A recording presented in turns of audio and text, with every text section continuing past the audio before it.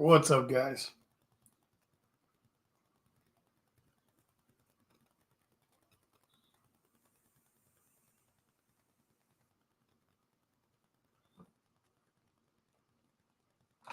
Hope you guys are having a good day. I want to go live here and work for a little bit on personal character.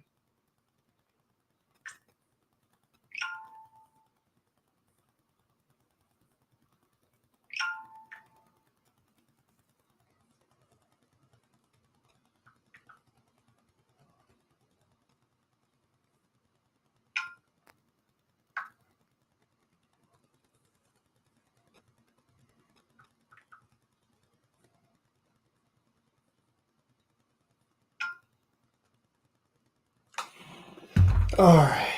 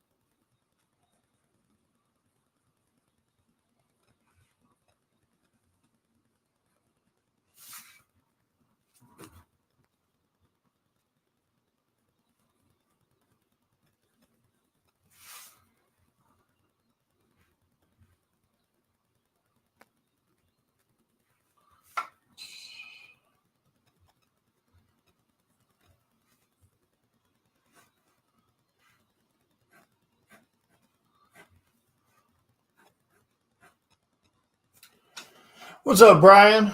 Hope you're doing well, brother.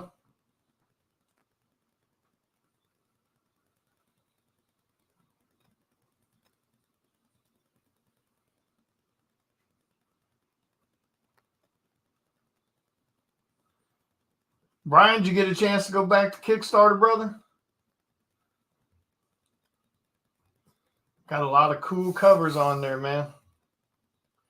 Sadly, I don't know who all's backed it until I go look at the reports, you know.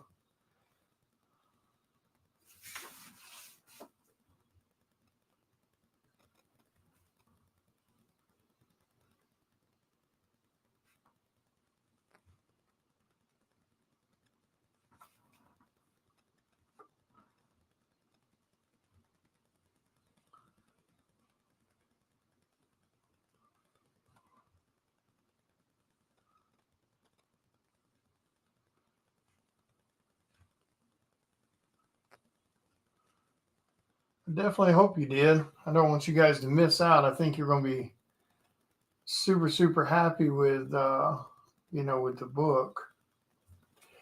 What's up, Danny? Yep, 91 backers. We're so damn close, man. We are so close to the $8,000 mark. We're so close to the 100 backers. Oh, so close.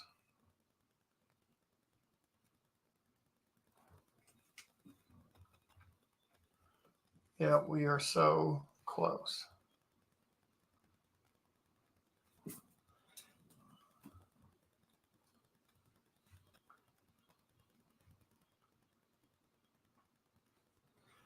We are definitely close.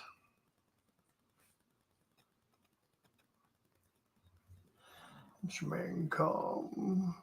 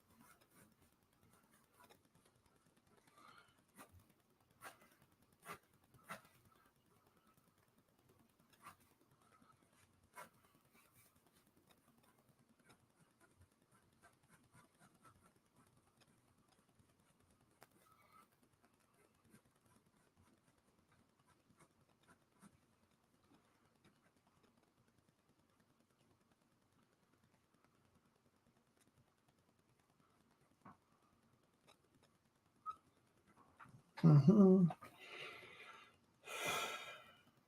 Thank you, man. Yeah, it's definitely a whole different ball game when you can slow down and there's no deadline. That's Lucifer. That's the Lucifer from Cycle of the Blood Moon.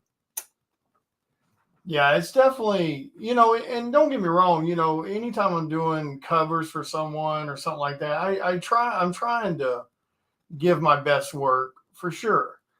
But anytime you're working on a project that is, for your own thing, it is going to be a little different. And you're not necessarily doing that on purpose, but it's always going to be a different ball game when you're working on your own stuff. Also because of the time frame, you're able to slow way down, work on it 10 minutes here, hour there, 20 minutes here, those kind of scenarios.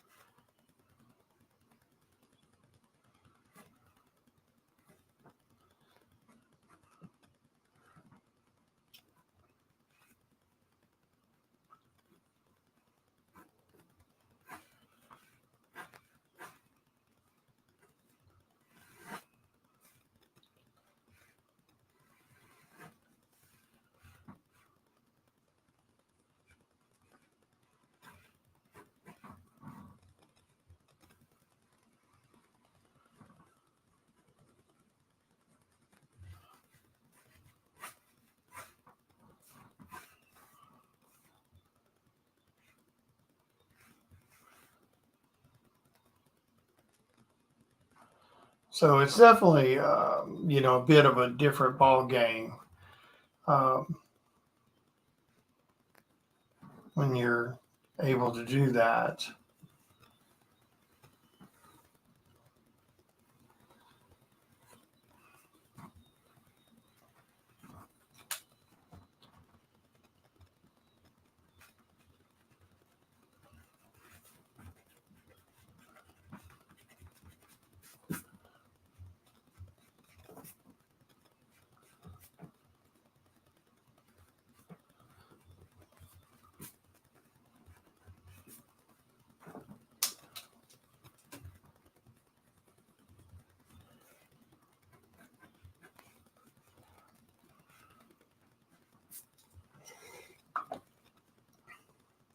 Yeah, they will be. What's up, Marcus? What's up, everybody? Yeah, so all the character designs for Cycle of the Blood Moon, they'll definitely be available at some point for fans to to grab. Um,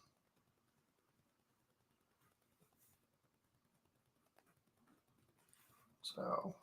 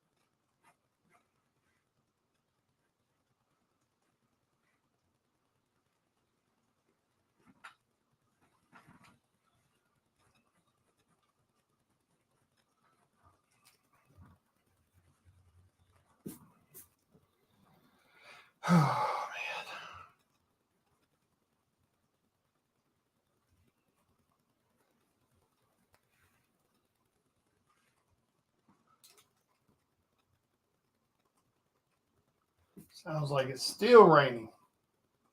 We had some real stormy weather just come through, tornado warnings and stuff like that.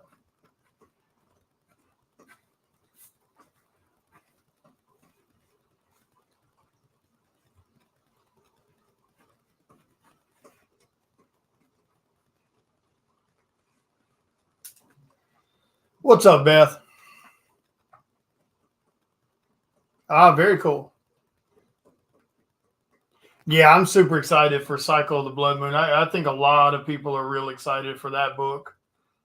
I mean, like I said, it's hard. It's hard to find books these days that kind of deal with all of it. And and here we are. We're doing a, you know, a comic that's going to deal with pretty much everything that goes bump in the night. So it'll be fun.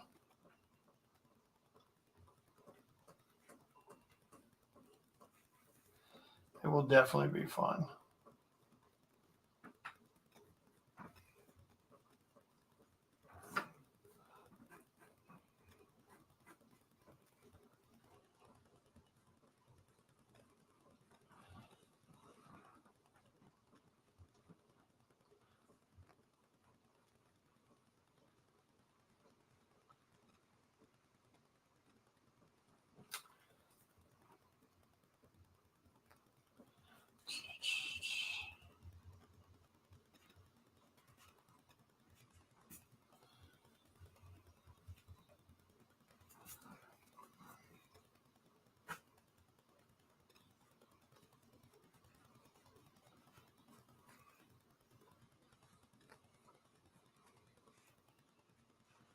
Yeah, it'll be a lot of fun.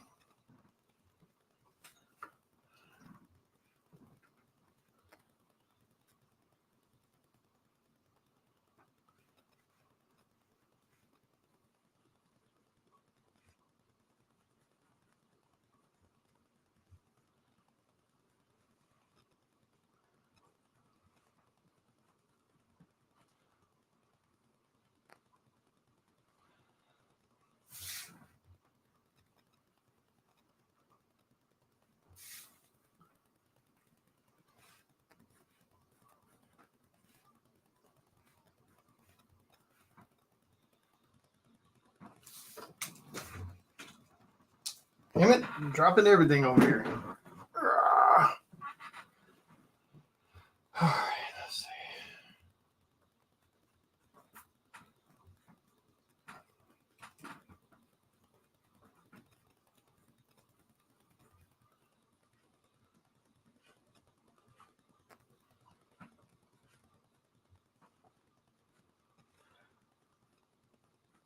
Did you guys all go back to Kickstarter yet?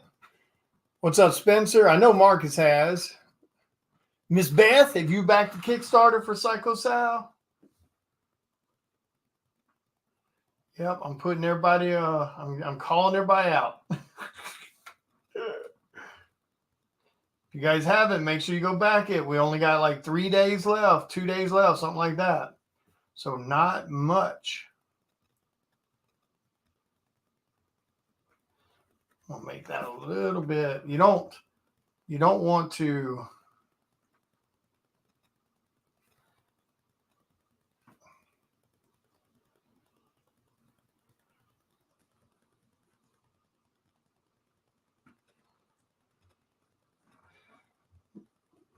There we go. That's a little better because you don't want it to run exactly with that shoulder arm right there. Overlapping a little bit's okay.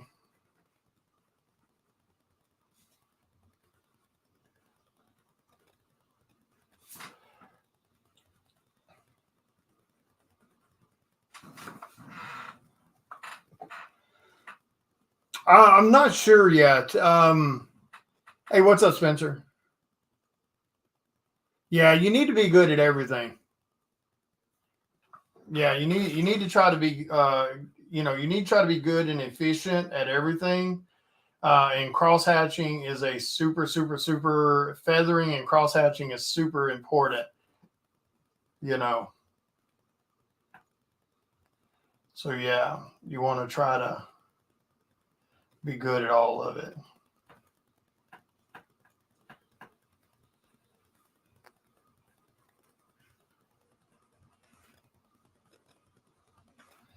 Boy, I wish people would stop sharing that damn pay scale thing that all of a sudden everybody's sharing today. People got to stop doing that shit.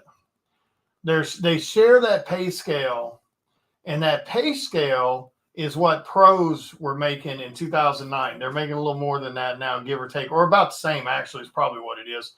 It's more about the same. But my point is, people got to stop sharing that shit because the people sharing it aren't pros. Trying to say, "Oh my God, look how much I'm not making nowhere near this money." Well, yeah, you're not. You're not a pro. You don't have, 20, 30, 40, 50 books under your belt that's published. People got to stop doing that. That's like looking at an artist that's pro and published and trying to adjust your prices to match that person's prices. You haven't earned those prices, those labor fees. You got to pay, you got to create a following. You got to create a library of published work. You can't just roll up and go, "Oh, hey, I've been drawing 10 minutes, but I think I should have pro pay." That's not how it works. And all you do is you're going to frustrate yourself and annoy yourself, and and it's silly. Too many people are doing that these days.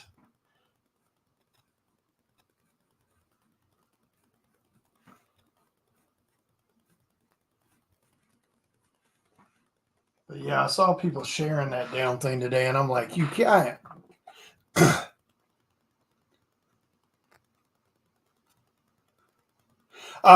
Cycle of the Blood Moon. It's going to be a minute on that one, because I got to figure out how I'm going to handle it.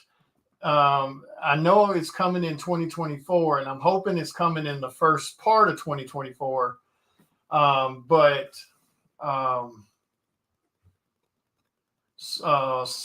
if everything goes good,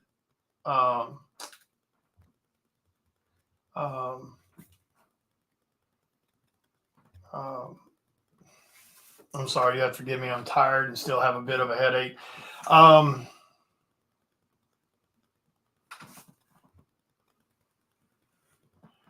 Psycho Sal number 6 should be the next thing, because that one, my plan is to put Psycho Sal number 6 into Kickstarter around the first part, middle of um, January, because I want to try to stay true to the, about 2 months in between each Kickstarter for Psycho Sal. You know what I mean?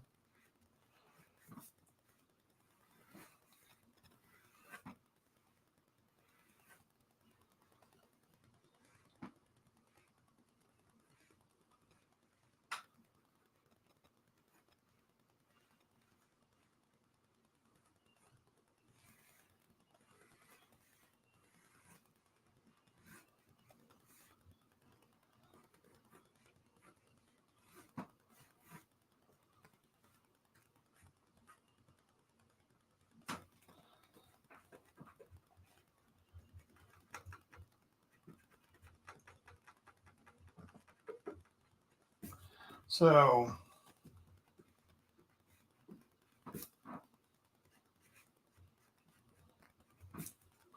we'll see. Like I said, it's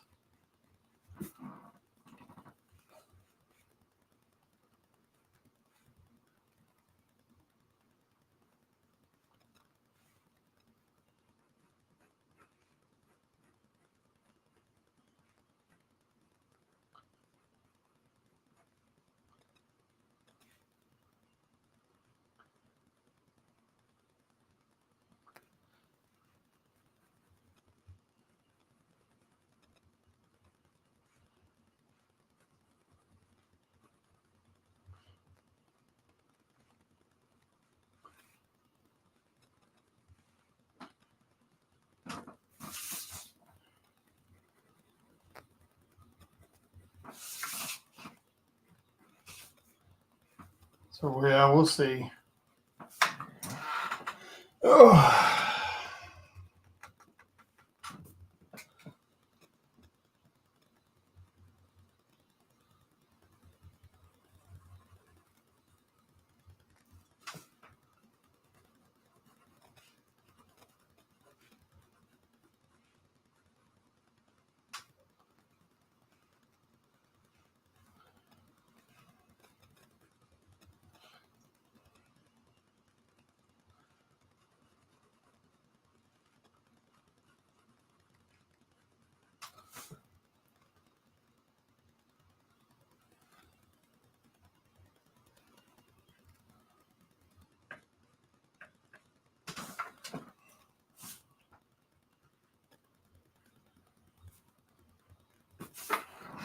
Well, everybody got quiet on me when I asked if they backed the Kickstarter.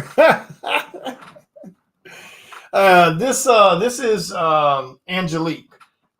She's one of the angels who is a whisperer, and she's one of those that are very much in love with humanity, and she understands where they're what they're capable of and stuff like that. So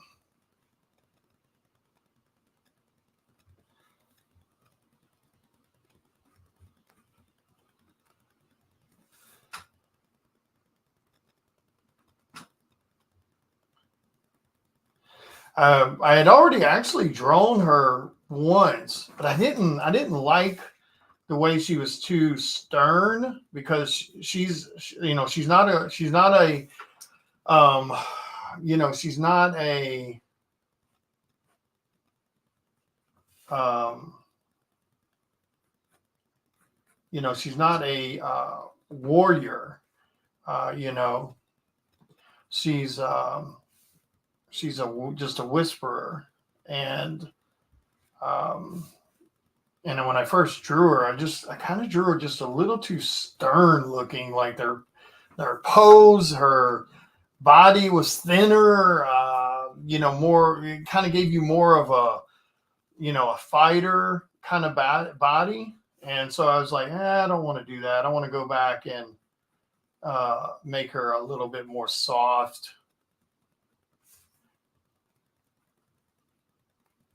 So a little bit more rounded, a little thicker.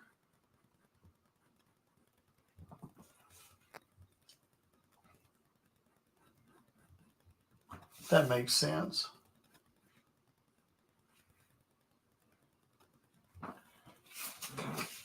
So now she's a bit softer. She's a bit more round, a bit more just angelic looking instead of battle hardened or anything.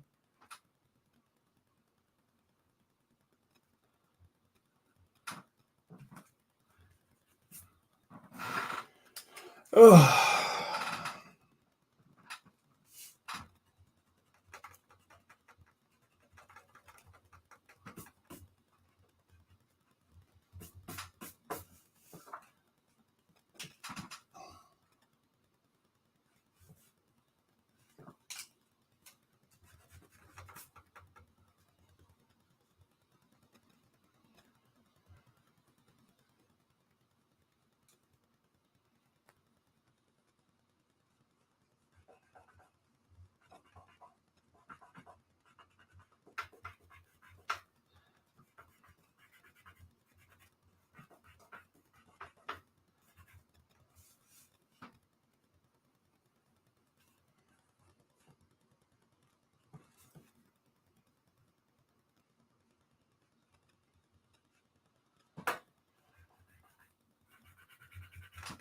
Just kind of creating a little bit of a see-through. What's up, James? Thank you, thank you, thank you.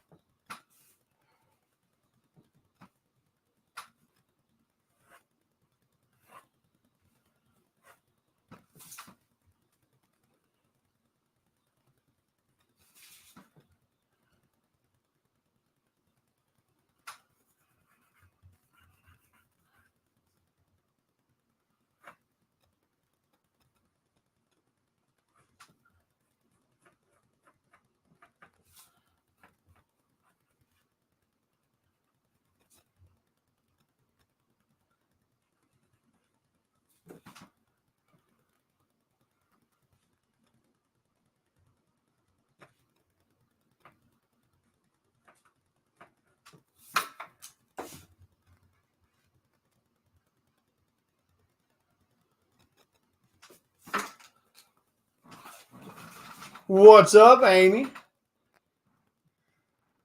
Awesome, awesome. Well, welcome, welcome.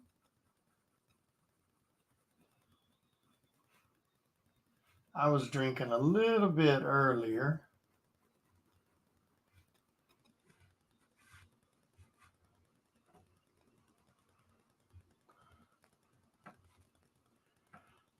Now, next time you go to a con, Amy, you can cosplay Angelique.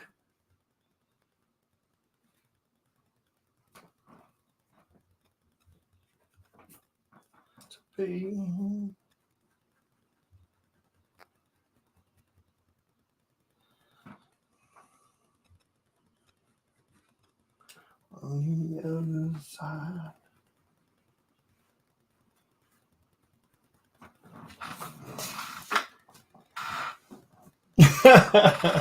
Yeah, dude, like it's gonna be so cool over these next couple years. Not only seeing people, because the cosplay tier and stuff like that, it's gonna be so cool seeing people, like I said, not only cosplaying Psycho Sal, but also some of these characters from the upcoming book for Cycle of Blood Moon. It's gonna be pretty cool. I mean, I know a lot of people probably like, oh shit, ain't nobody gonna do that. Yeah, they will. Yeah, they will.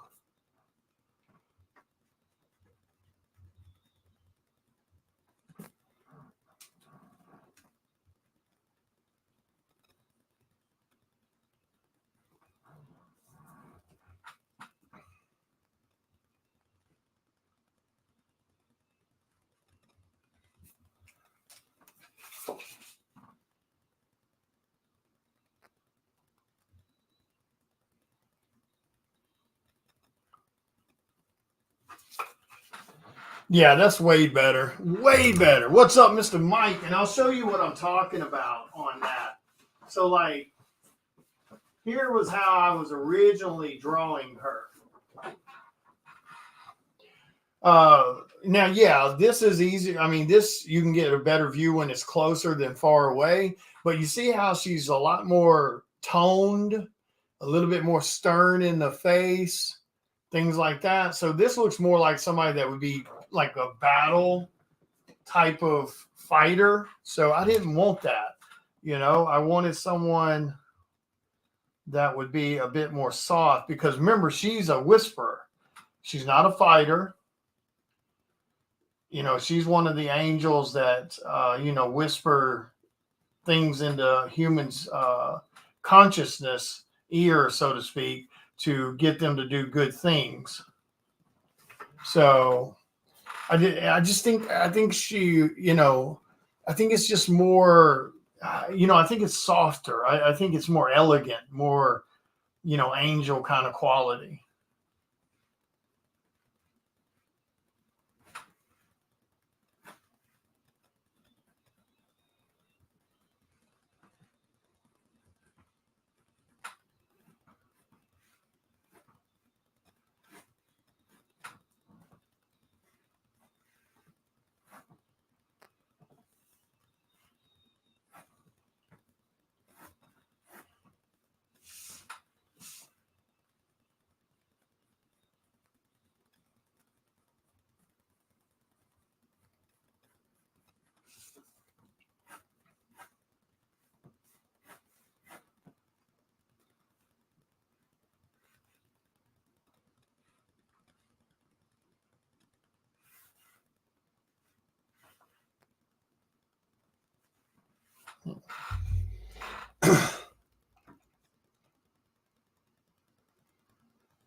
Yeah, that's true. Man, we are so damn close to the $8,000 stretch goal. We are so close. God, I hope nobody. Uh,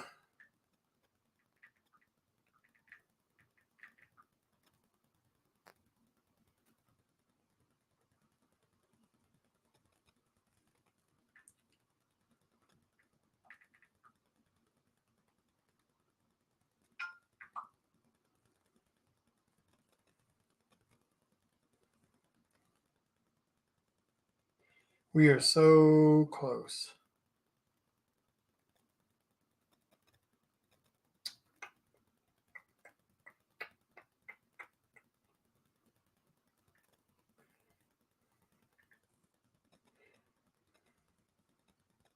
So damn close.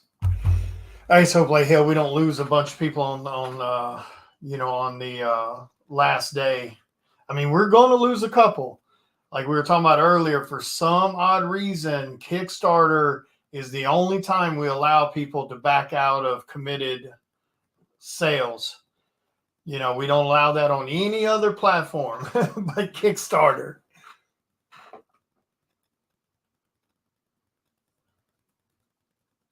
No, actually, it's not too much back and forth.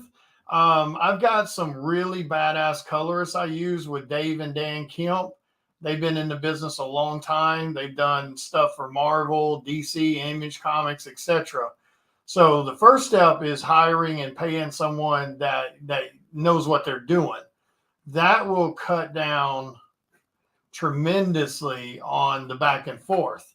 Um, you know the and then I do, most of the time I kind of know where I need my colors to go.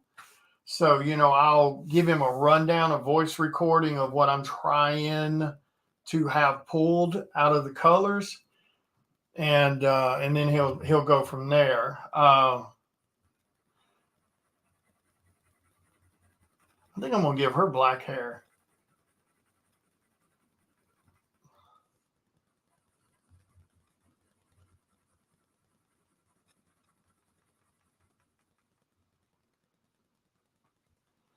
So it's not too bad. we'll kind of bounce back and forth just a little bit, working out the colors, okay, tweak this, tweak this.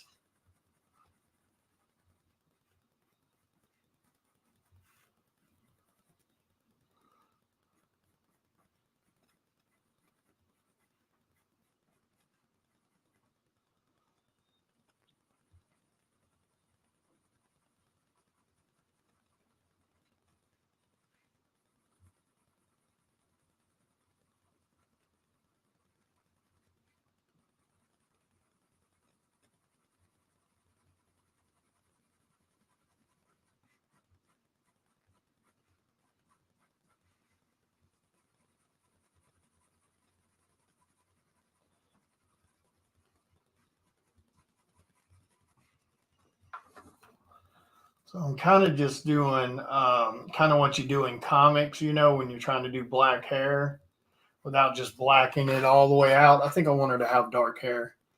Yeah, yeah. This is the next book, Cycle of the Blood Moon. So for those that are new here, I'll show you what some of the characters look like. So Cycle of the Blood Moon is a fantasy horror comic that takes place in the early 1800s. It starts out in Europe, and it deals with a lichen house. So my book has lichens in it. It has werewolves in it. So lichens are full blood, pure bloods, born that way. They have complete control over their transformation. They have complete control over their faculties while they're in lichen form. And they can change at will. They're not controlled by the moon and its phases. Then you have werewolves who are half-bloods. They're humans who were turned at some point by a lichen. And they can only change on the full moon. And they they have zero control over their faculties. So they completely go feral when they're transformed. Lichens are bigger. Werewolves, lichens are more of the traditional kind of full changed look, where lichens are werewolves are a little bit more of that kind of Wolfman kind of style, and so the story takes place, like I said, in the early 1700s, and it's dealing with 200 years after they stopped a group of witches and some corrupt lichens from destroying mankind with this blood god. So these witches, this lichen who was tired of hiding in the background, who thought humans were beneath him, etc., made a deal with these witches to be imbued with this godlike power, and it almost decimated the werewolves and vampires in that time to stop him and the witches, but they finally did. After, like I said, it decimated a lot of their numbers. So now you flash forward 200 years later, and there's another group of witches from the same coven bloodline who are trying to resurrect the blood god again. And now the story, it transfers from taking place in Europe to now it's happening in New Orleans in the 1830s. So the Lichen family, who's been trying to stop all this and keep it from happening again, they migrate to New Orleans to try to stop the witch Delphine. And for anyone who doesn't know, the witch Delphine is an actual witch who lived in New Orleans in the 1830s. Absolute hateful woman. Slaves and all that kind of mess. Extremely hateful. So her and her coven's trying to resurrect him again.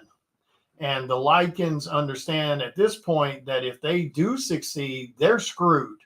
They do not have the bodies, so to speak, to stop them.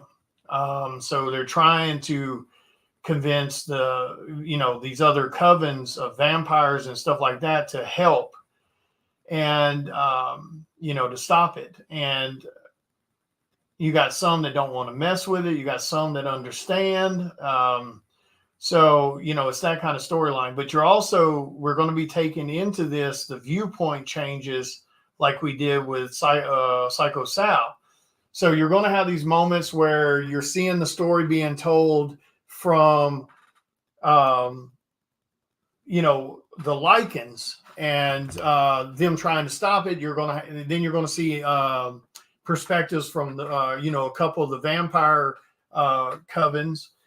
Then you're going to also see the witches and their coven.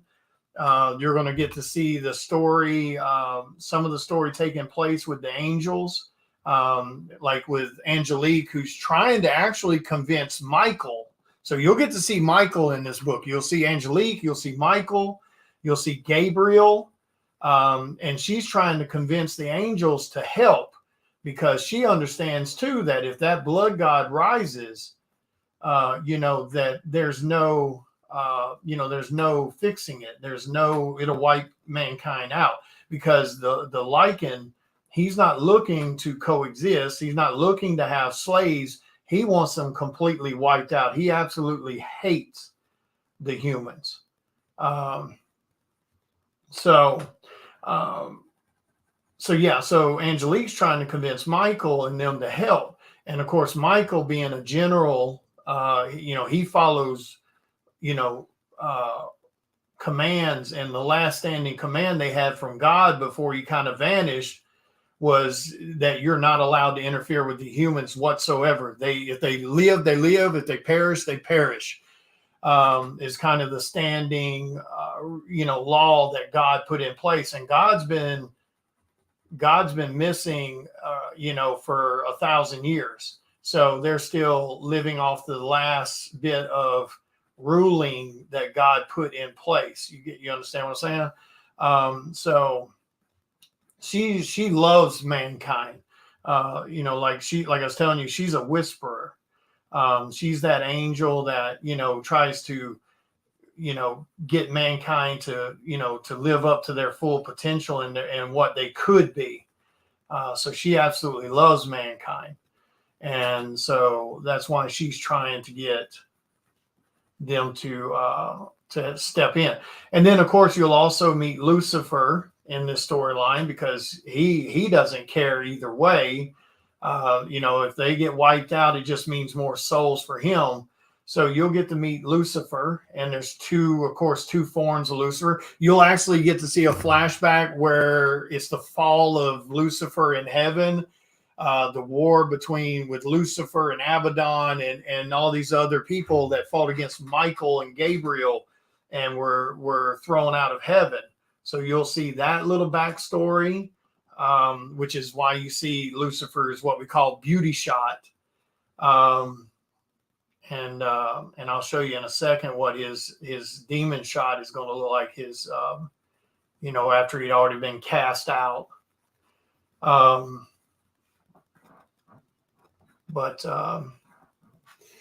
So like I said, that's his beauty shot. And then I'm working on what he's going to look like demon form.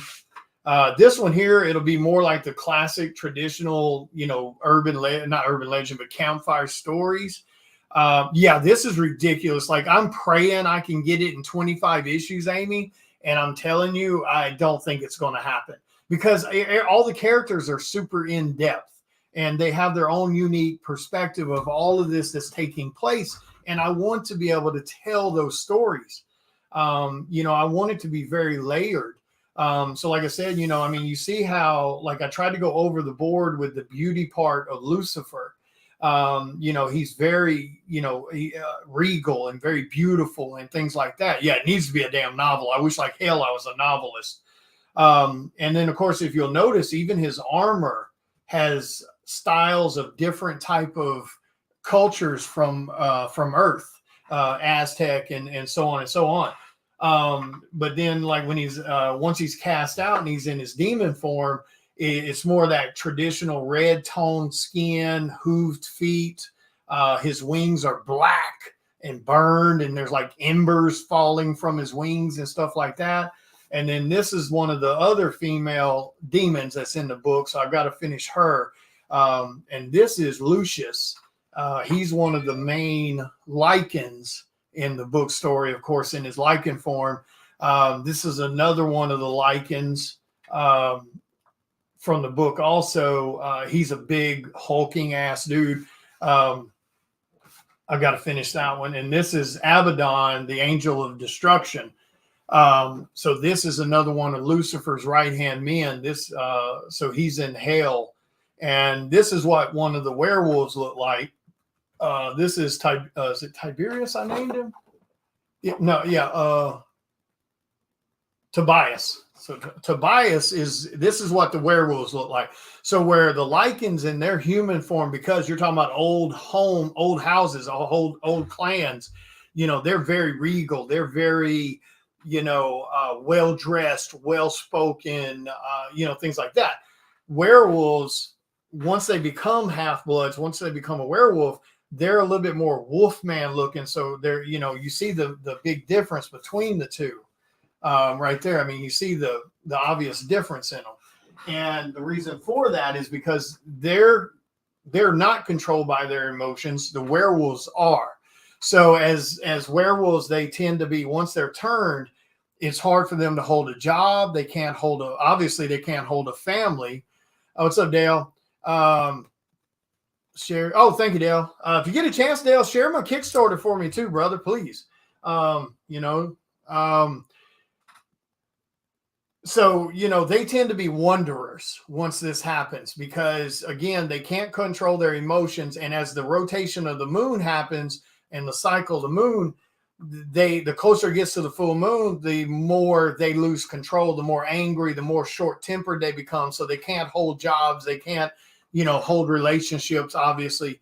They become very, almost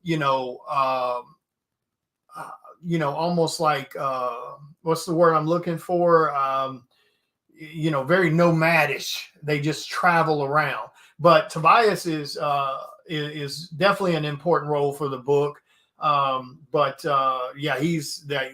werewolves are real feral and shit like that. So, hence why we ended up with like werewolf hunters and stuff like that. The werewolf hunters, they actually didn't come to be because of Lycans. They came to be because of the werewolves who couldn't control themselves. So this book will also have a main character in it that's Native American.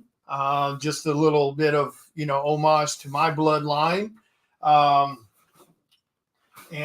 He's actually a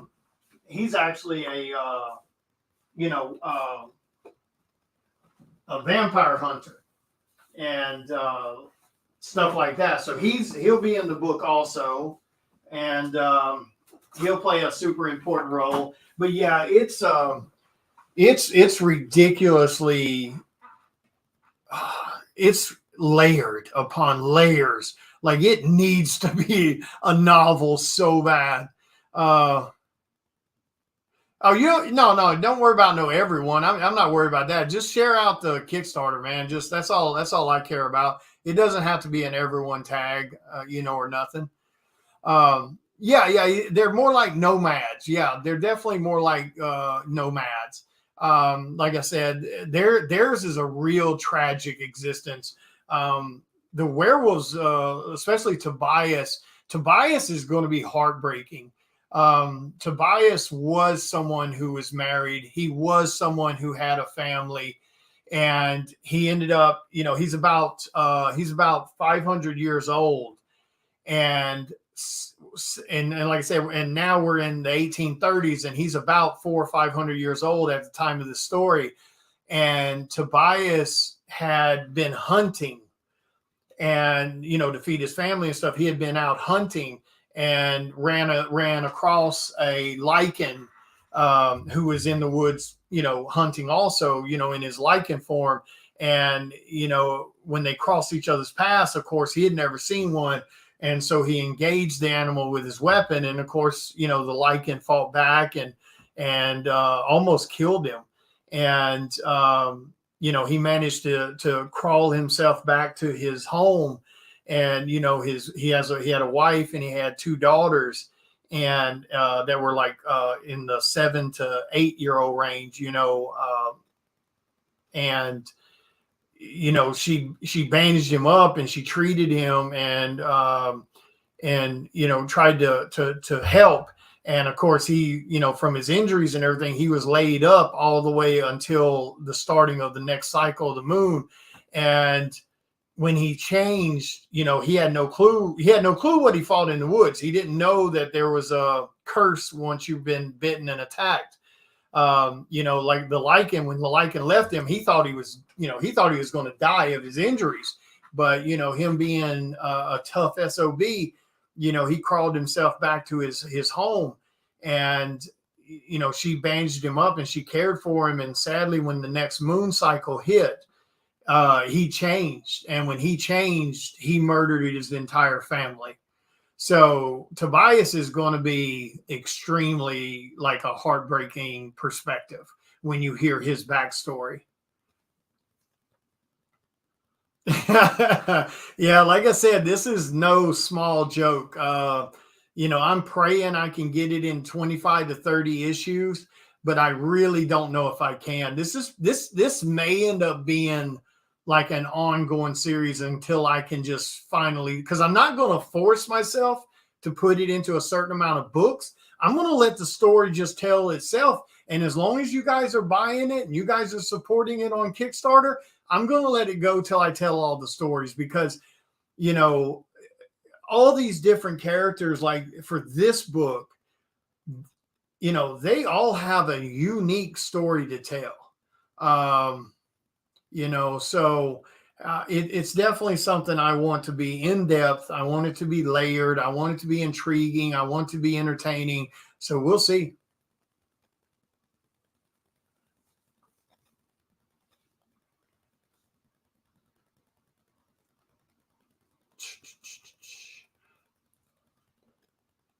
So we'll see.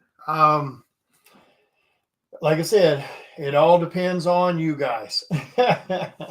It all depends on how you guys latch on. You know what I mean? And so far, everybody seems to be super interested in the book. So we shall see.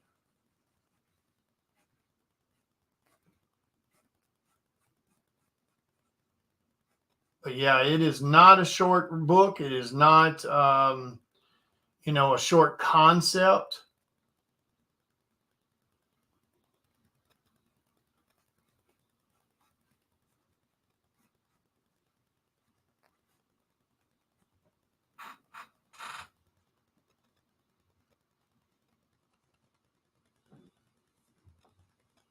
So we shall see.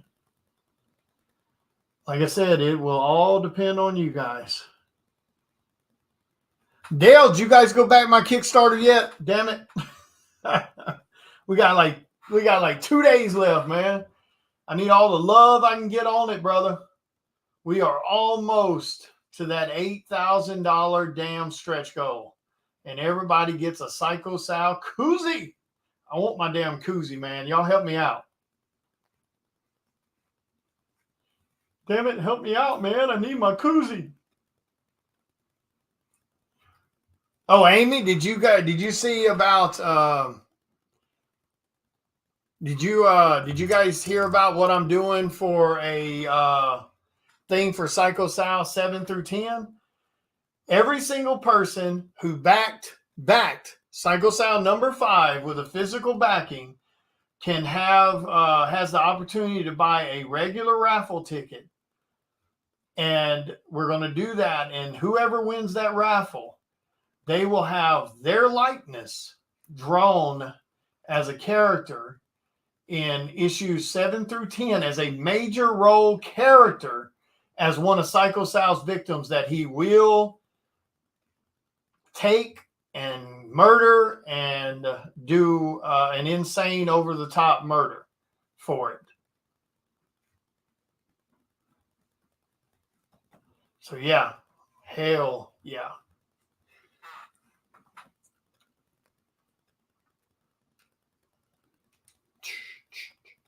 Oh, damn, Dale. Damn it, Dale. Go put 10. Make that damn dude that's you promoting all that shit for pay you. I'd say all that damn promoting you done, he owes you some damn money any damn way. Tell him I said give you $10.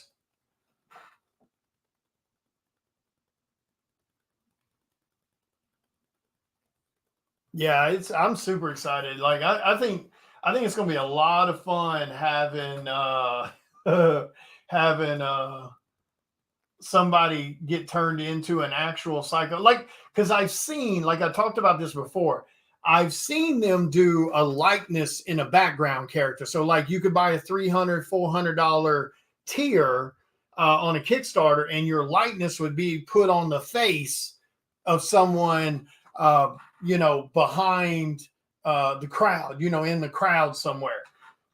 So I've seen that, but I've never seen one where you could actually win, a shit, I guess, for lack of a better word, you could say starring role, I guess, because you'll be, an important character in the sense of you're one of his victims.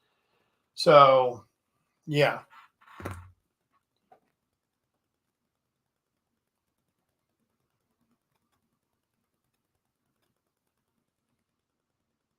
Guys, I don't think that highlight thing works on my page.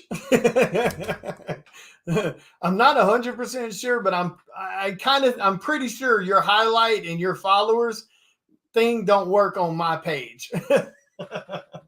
Thank you though, but I don't think it does. And don't get me wrong, I definitely appreciate you trying, but I don't think it does. Just share, man. That's okay. That's more than enough. Can't feel the reason I'm holding.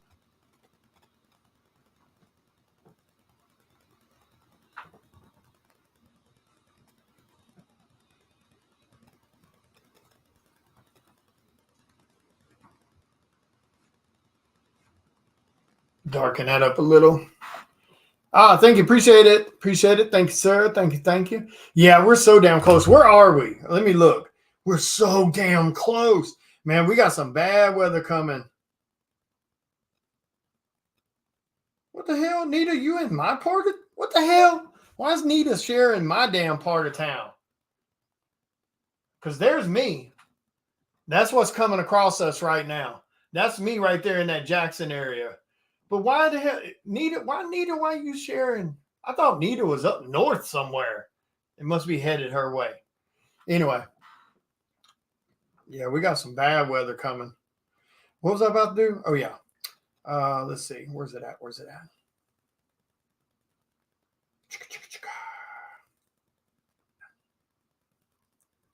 Where are you? What the hell? Comment menu just now following me? What the hell is that shit after all the damn sharing I done? Man, I swear I'm gonna start cutting people. I'm gonna start cutting y'all. I ain't joking. All the damn sharing and damn shit. I'm gonna start cutting people. What was I? Oh yeah, I was gonna check and see. Let's see where we're at. Because we are so damn close. I'm in near the Jackson, Mississippi area. I'm in Madison area. It sounds like excuses me. We are at 7761 with 92 backers and 3 days to go. Technically like 2.5 days to go. God, we're so damn close, man. Oh, if I could back my own damn project, I'd already put us over damn 8,000. I want my damn Psycho Sal koozie. Damn it, y'all go back this thing. I'm so damn close. We are so close, man. If we just hit the 100 backers, I think we'll make it. We only need 8 people, and I think that'll put us over. God, man, y'all go get y'all's families. The what now? Can you do a surprise end on Kickstarter? Catch the dropout off guard? Oh, I don't know, man. I mean, the sad thing is we're so close to 8,000 mark, but we're going to have some people over the last couple days, or on the last day, there's going to be some people that drop out. It always happens. I mean, I hate that it happens, but it does, because weirdly enough, like I was mentioning earlier, for some odd damn reason, Kickstarter is the only thing where we allow people to be flakers on paying. We don't allow it in any of the comic groups, any of the selling groups, but Kickstarter, we allow people to flake. And I don't really understand that, because it is the same thing.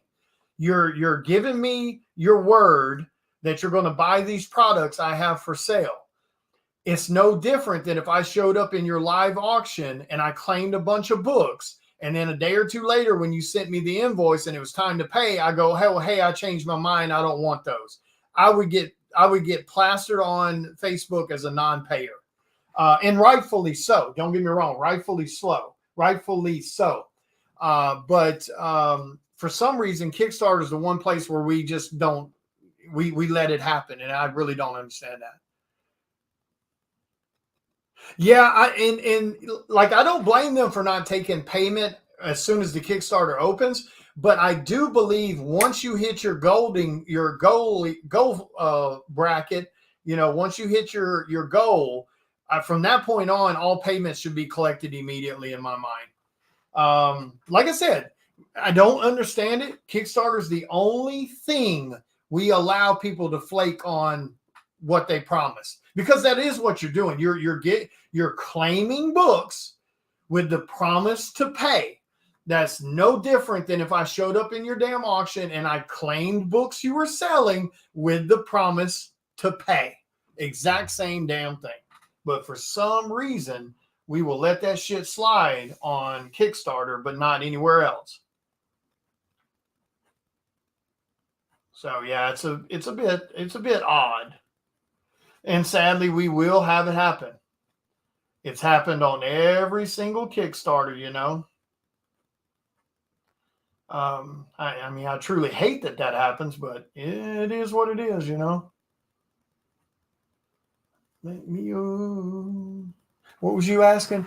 Do me a variant for my book, and I'll return the favor. What book you got? You ain't told me about no book, and yeah, I'm totally cool with doing trade-offs. I have no problem with that. What book you got? I didn't even know you were doing a book. Y'all gotta tell people shit. Or is it like some explicit book? Because apparently that's the only thing anybody wants to do these days. And I'm not saying that's what you want to do. I'm just speaking in general. It seems like that's what a lot of people are. They go for that easy home run. Oh, very cool. Oh, heck yeah. Count me in. I'll definitely do a cover for a novel. What's the book about? Can you talk about it or give me a basic idea? But yeah.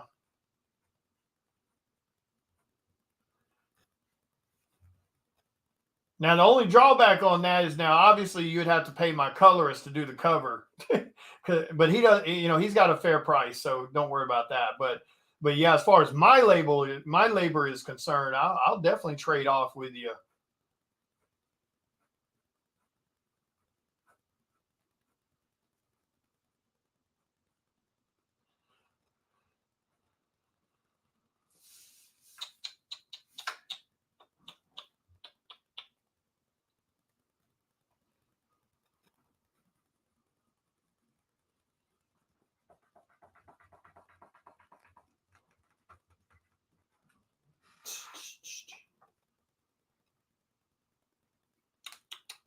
All right, that's cool too. That works.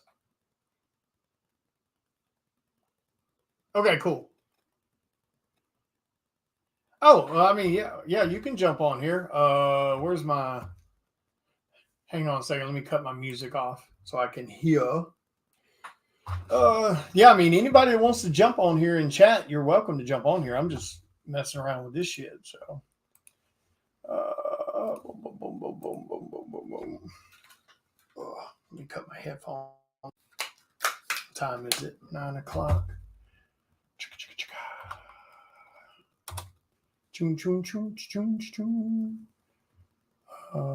Let's see. Come on, Facebook. Wake up. Thank you for the shares, Dale, if you're still here.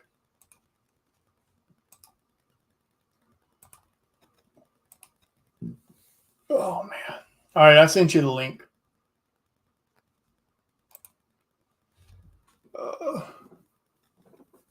Yeah, just click on the link and jump in, and then I'll add you.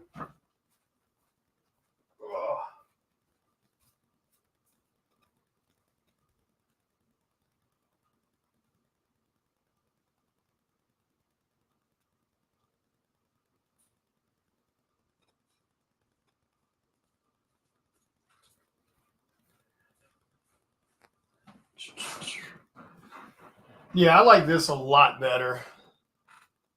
I like these pulled forward images too that I've been doing on these characters. I really like that. I think it makes it a bit more, because I mean, we know what the lower body looks like. We know what legs look like. So I think this is, I like this style of profile stuff better. Hang on one second, guys. I need to run Tinkle. Let me mute this. I'll be right back.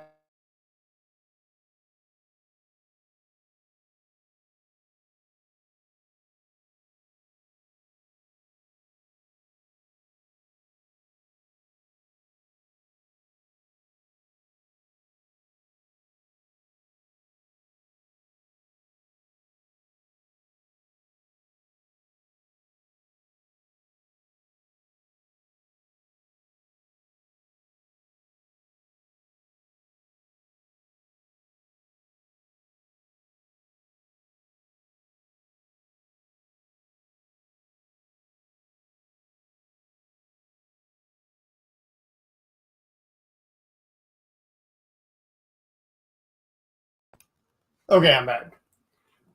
All right, girl, did you figure out how to operate that thing yet? All right, let's see.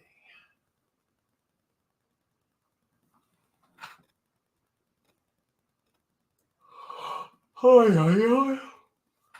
man.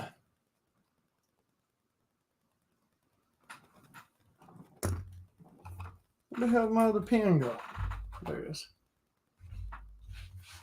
There's Miss Amy. Hey. What's up? God, hey, dude, I'm just being ghetto, so don't worry. I'm sorry. It's cold. No, you're fine. And I can't smoke in my house, so I'm sitting in my car. Yeah. No, so I was saying I have a novel. Well, actually, I have like 2 or 3 novels coming out with my publisher next year. So I wasn't kidding when I was like, dude, let me ghostwrite this shit for you.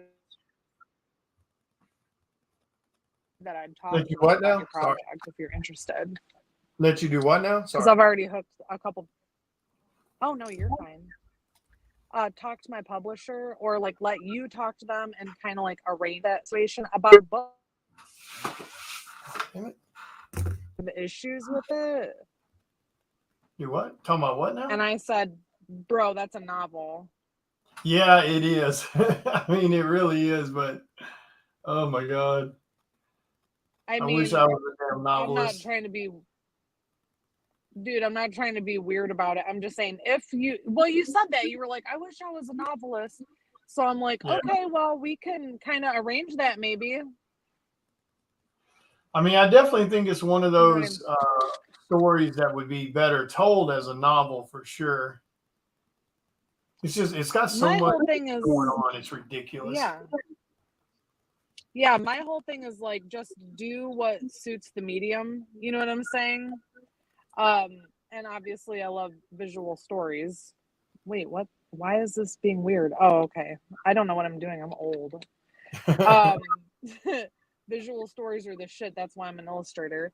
But oh shit! What did you go do? Is that you, Dale? Did you just go do something? Who the hell's Fidel? Is that you, Dale? What are you talking about? You confusing me now, Dale. Yeah, it looks like we just picked up a few more backers. We're so damn close. Damn. Sweet. I mean, the only I just drawback shared the is- shit out of this on like all my social medias like 3 times today. So Thank like, you. you're welcome. No, but I like the idea of the comics, obviously, because I consume them. But if you were honestly serious about like, no, this should be a novel, dude, let me put you in touch with my publisher if you're even remotely interested. Yeah, I'll give it some thought. Like I said, my plate's kind of full right now because I got to get it turned into a comic right now. Well, hell yeah, of course. Keep that momentum going, dude, for sure. Well, it's the story itself needs to be a novel, but yeah, the visual of all these characters has to be comic. you know They're what, just dude, they're though? too damn cool looking.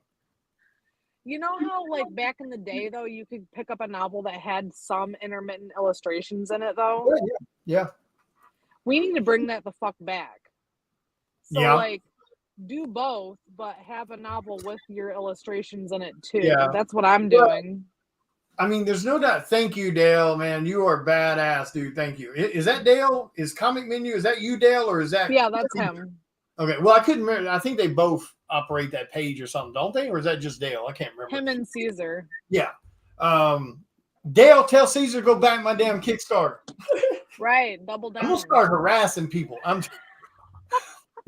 telling you, I give away too much shit and I do too much promoting and shit for other people. I'm about to start like straight up harassing the shit out of people.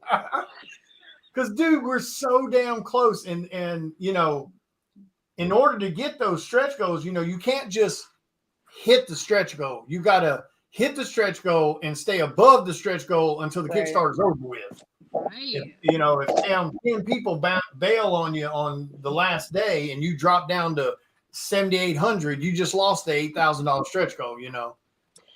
Yeah, which is horrible. And I mean, I understand it. Your logic was totally sound there, but at the same time, once you meet that goal, yeah, you should be able to process the payment, dude. Because like, what else am I doing here? I need to know what to order. Right. But like I said, you know, thank you, Dale. I appreciate that. Thank you, Dale. Yeah, Anna, everybody did a great cover on that book. I love all the covers, man, for all of them, dude. I love that. Yeah, I love seeing how they all look great. They're all different, real super different too. And that's what I was telling people about my post that I put up for people to post their art to. You know, I was like, you know, you don't worry about whether you think your art is good enough or not. That's for me to decide what I want. Don't worry about what you think. I love that, though. I love that. Don't worry about whether you like your style or not, or whether you think I'll like your style. Don't worry about it. Just post it and see what happens. Because here's the thing. Like I was telling them earlier, I'm not the only one paying attention to that post. There's other artists, other creators that are looking at that post, and you could get work from someone else. Yeah, and what's sad too is that, like, you know, now I'm gonna be, you know, old about it, but like when I was in art school over 10 years ago, that's what everybody talked about. Like, oh, my style, like, what's my style? I need to find my individuality and And it's like, just fucking draw the way that you draw. You know what I'm saying? Like, adhere to anatomy, adhere to gesture, adhere to proportion, know the rules, but then feel free after you've mastered them to break them as you please. You know what I'm saying?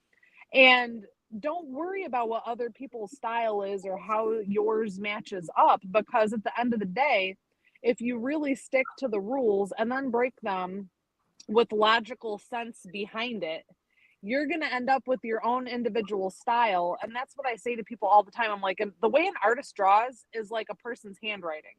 It's individual to every single person.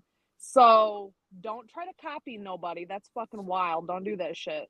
But if you just stick to your own, that's cool. And that's the other thing that makes me irritated as fuck about people in our community, like artists. It's like, why wouldn't you support each other? Because we're all super different. What's right for one person ain't gonna be right for another person, right? Like my style ain't for everybody. I ain't for everybody, but everybody ain't for me either. That's fine. But just because you choose another artist over me, that's not something I should take personally. A lot of it comes down to individual style, personality, sometimes work ethic. And that's just, all of that is chalked up to like you as an individual. You know what I'm saying? And that's just life, man. That's anywhere else in life you're gonna get that. Like some people, you know what like. It's not that big of a deal. Don't stress about it. Like Oh, your it's weird. style, It's yeah, definitely weird. yeah. Your style doesn't have to be this. It doesn't have to look perfect. It doesn't have to be whatever. Just as long as you're doing what you need to do and adhering to some of the rules. You know what I'm saying? Like go on with your bad self. That's what I do. I went through that, a long time ago. And now I'm like, oh, I'm good. But a lot of that was finding my individual style. And then you Yeah. grow into it and you get more confident. But yeah, I was saying you do fucking do like a variant cover for my novel because I don't think that shit's ever been done before. You talking about like variants for novels? Yeah, I'd probably agree with you. I don't recall ever seeing that. Mm-hmm. That could be a really cool thing to do, to be honest with you. As an idea, I'm thinking. So that might be something willing to explore, you know? And I Yeah, love the idea for this book that you're coming up with. It's layered though, dude. yeah, it's definitely over the top. There's so much going on it. Like I said, it's You've put a lot definitely of thought into it though.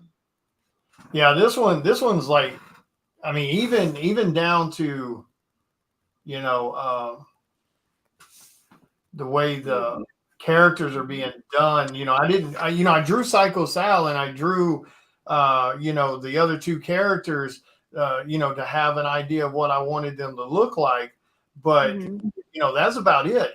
With this one, hell, I've already drawn, like 5 or 6 of the characters that's in the book. Wow. So this one's definitely something I'm definitely chewing on a lot harder. How many characters do you have? Like, it's a So lot, right? yeah, it's ridiculous. So like,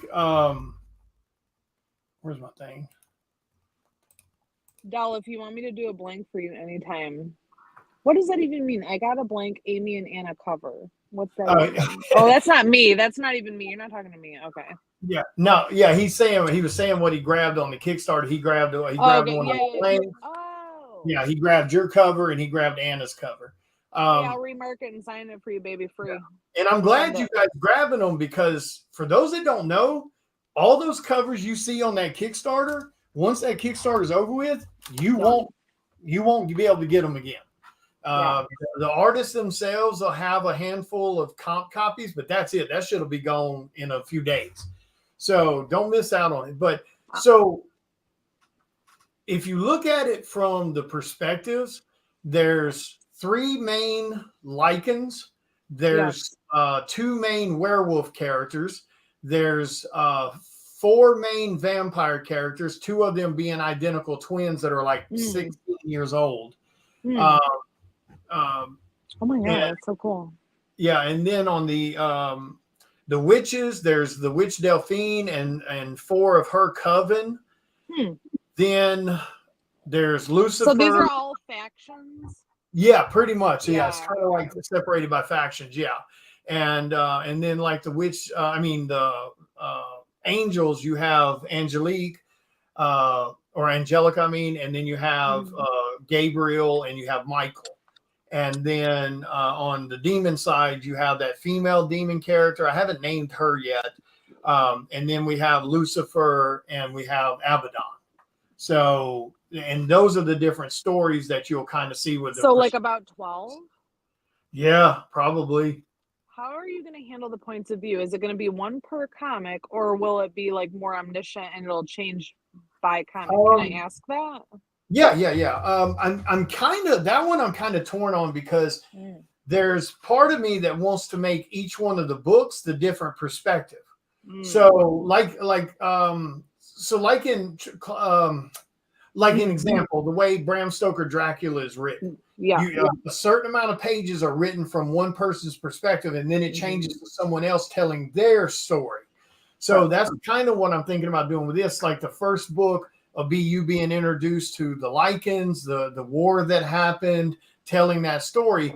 And then as we go into the next issue, that's where you're introduced to like the Vampire Coven and them talking about what's happening, and you're viewing their perspective, and it'll kind of bounce back and forth like that. How many pages per issue are you seeing this?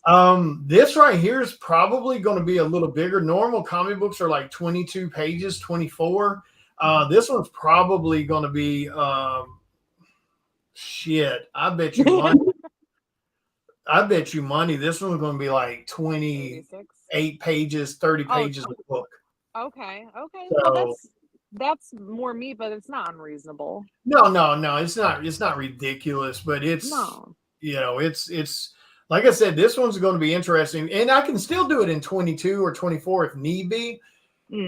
Just means I'm thinking I can do all this in 25 to 30 books, but more than likely it's not. It's probably going to be one of those things where it'll be an ongoing series until I tell the entire damn story I'm trying to tell. Wow. Are you okay? Sorry, I'm kind of going into like interviewer mode from back when me and one of my friends, like actually one of my clients and I, who's amazing, and I don't know if Dahl knows him or not, or anyone knows him, but he's a client I have who I write for, and we did a podcast for a while, of like a year. So I'm just gonna go into interviewer mode. Are you going to try to pump out these issues as quickly as Psycho Sal? Yeah, I want to stay on, and that's why I may have to stay in that 22, 24 range per book, because I don't want a book once every 6 months. I mean, right now, Psycho Sal is one of the fastest producing Kickstarter books. No, dude, it is. Story. And props to you and everybody who you're working with. Yeah, that's the whole team, dude. Yeah. They are rocking. Amazing. That's the whole team. And I'm going to try to retain as much of this team as I can, because I know how they work. I know how they put their passion into it. And, so I'm hoping I can keep the majority of this team on this next project. They can squeeze me in to help out with the, they're killing it. Yeah. So let me ask you this then. If you're going to pump these out, which I think you should, because that's kind of building your reputation, right? As like a guy who gets stuff done, which is awesome. That's like a feather in your cap, and that's a huge accomplishment. So if you're going to do that with 2 books, how's that going to affect your workflow? Well, I mean, I'll just have to put in more hours. But you already work more than almost anybody I've ever seen. Yeah. So I mean, luckily I'm one of those people, I don't sleep often. So, I'll ride that to the coffin, I guess. And then I'll just, just continue to do more work. So, okay. So you don't think it's going to affect, you're just going to add it in? No. I mean, and that's why I have a team. I try to have a team, because if I was trying to do Psycho Sal all by myself, writing it, drawing the interiors, lettering it, etc., we'd be looking at, a book once a year, because of everything else I have going on with other covers and things like that, and travel for shows. But, like I said, I'm going to try to retain as much as the team as I can that can help out on this. And I want to try to keep it on the same pattern, because, I mean, the sad thing or crazy thing is I still have 5 issues of Psycho Sal to do. Okay. So, so we're going to be dropping. So we're going to end up in a scenario almost where 1 month, it's like Psycho Sal's in Kickstarter, and then the next month, Cycle of the Blood Moon is in Kickstarter. That's good though. That's a good rhythm. Yeah. So, or a 2 month time period in between each one. You know what I mean? Because right now we're averaging about every 2 months, Psycho Sal's going into Kickstarter. I think. I'm almost positive that's the ratio we've been doing. I could have swore to God it was less than that. No, I think it's about 2 months in between each one. I think. It's like, all right. So this Kickstarter, when was the last Kickstarter? I don't even remember when it was. Are you talking about the one that's running right now? No, the one right before. Previous. Okay. Yeah. But yeah, it's like 2 months, I think, in between each Kickstarter, or 2 months in between each time they have them in their hand or something like that. Like it's stupid. It's very fast. Yeah. And to anybody who doesn't know, or let me ask you this: have you explained to your audience and stuff? Not that you're, I understand, and you're very humble, but you know, I don't know if people always realize how much work that is, right? Oh, Like, it's insane. you know, and it's like, Uh, okay, so maybe one individual person isn't doing that much work, but there's storyboarding, there's script writing, there's the actual sequential artist, there's the cover artist, there's organizing the cover artist, there's yep, organizing the campaign. And of course, not everyone's going to get that, you know, and even if you explain it, they still might not understand it if they haven't seen the yeah, process. But I know I've seen a lot of the people who follow you, they're pretty smart people. So I feel like they do probably understand that, like, yeah, okay, 2 months, even though that is super fast, and, you know, maybe other people can't keep up with you, which they yeah. can't, but that's why. Like, But and the fact you the have a team reason that for can that, do that is amazing. yeah. Yeah, Yeah, like I said, sorry. it's because of the team also because, Yeah, I've got people that yeah, respect my time frame and what I'm yeah, trying to do, and they bust yeah. their ass to get their part done. They're not Mhm, sitting around playing Xbox or playing Call of Duty or surfing the internet and YouTube and shit like that. mhm, They're working. mhm. They're Right, putting the right. same crazy hours that I do. It's And their job. yeah, exactly. Right. So Yep. they put their best foot forward.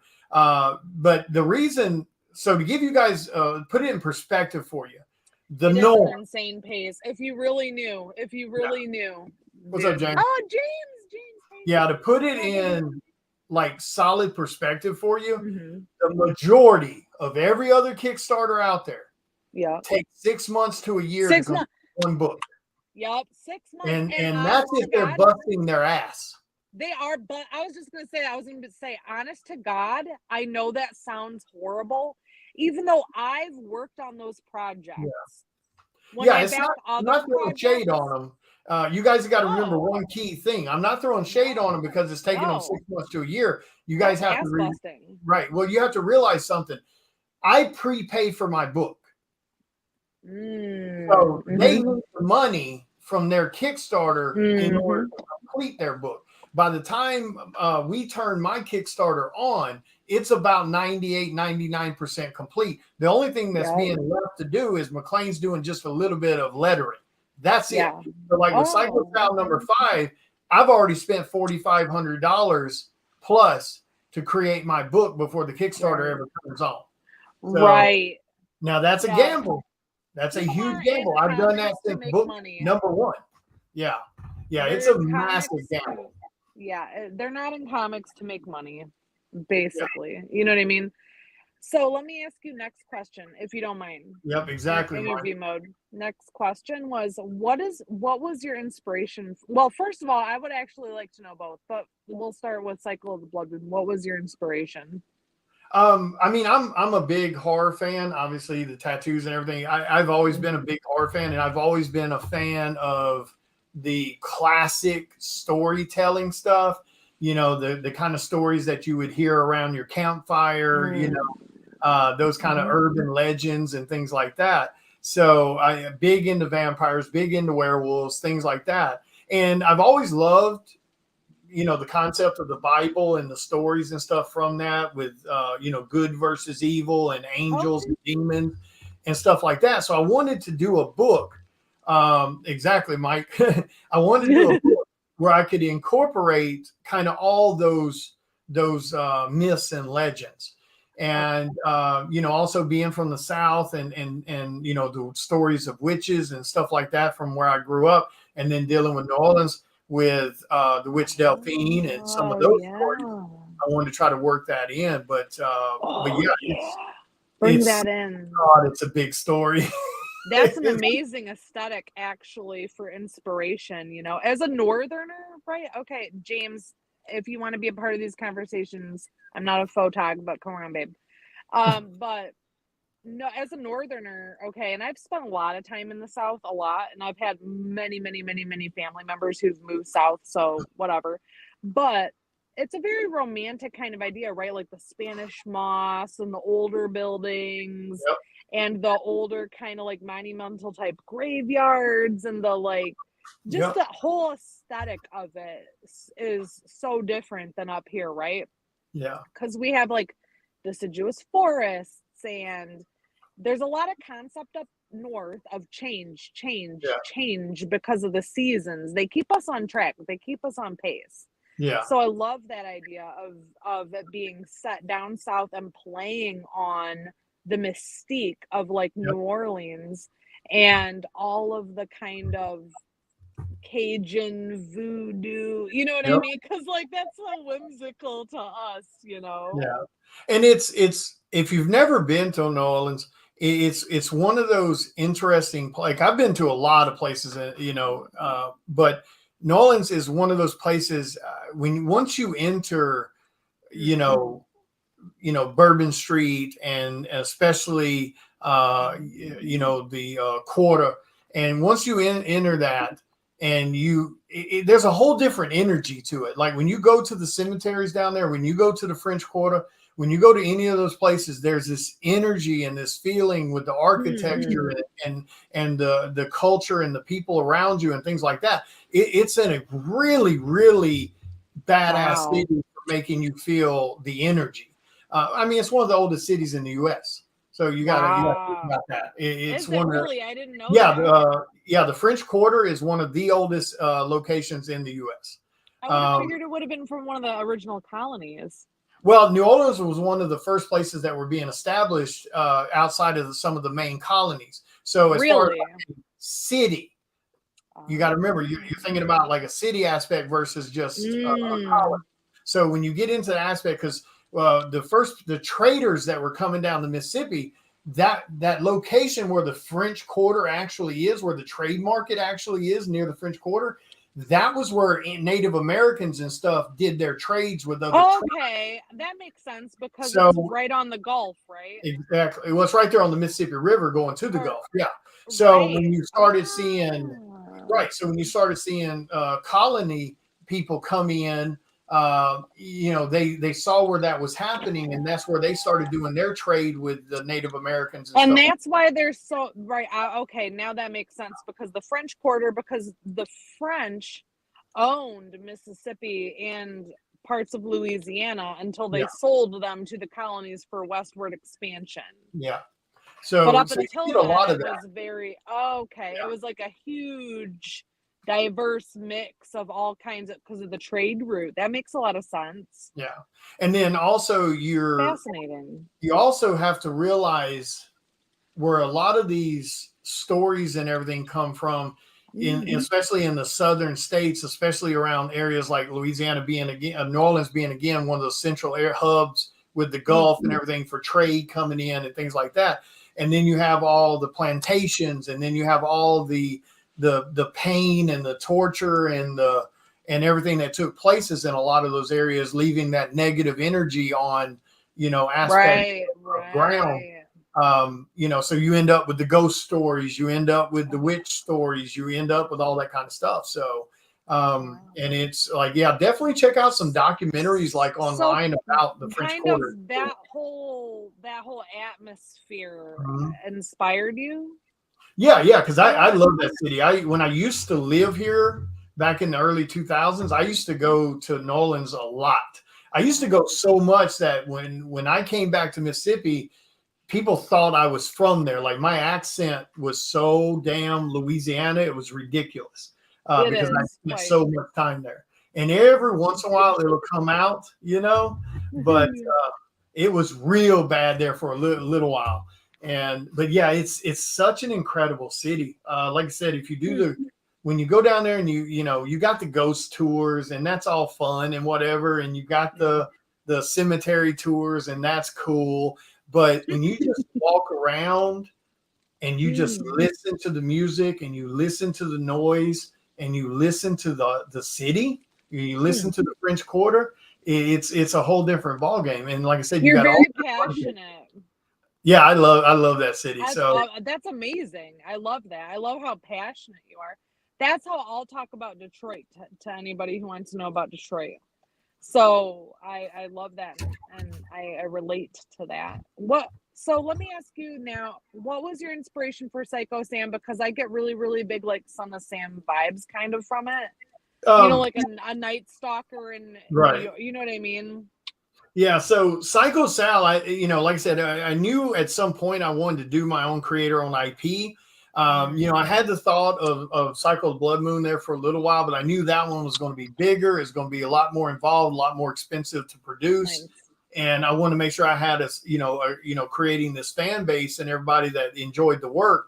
So I was like, well, let me do Psycho Sal first, and then I'll jump over to this. And again, it's another one of those things, being a horror fan, and I love, documentaries about serial killers and stuff like that. And I was talking about doing the book, and I was explaining it to someone, and I was like, I want to do a comic about a serial killer that completely redoes the idea of serial killers. So, Psycho Sal breaks all the molds. Normally serial killers fit into a hunter's profile where they do things a certain way, certain type of victims, etc. That's the way it's always been. They fit that profile a certain way. Well, Psycho Sal, there is no profile.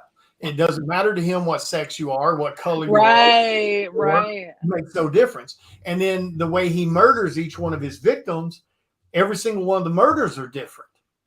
So if it hadn't been for him leaving a calling card at the different murders, people wouldn't even known it was a serial killer.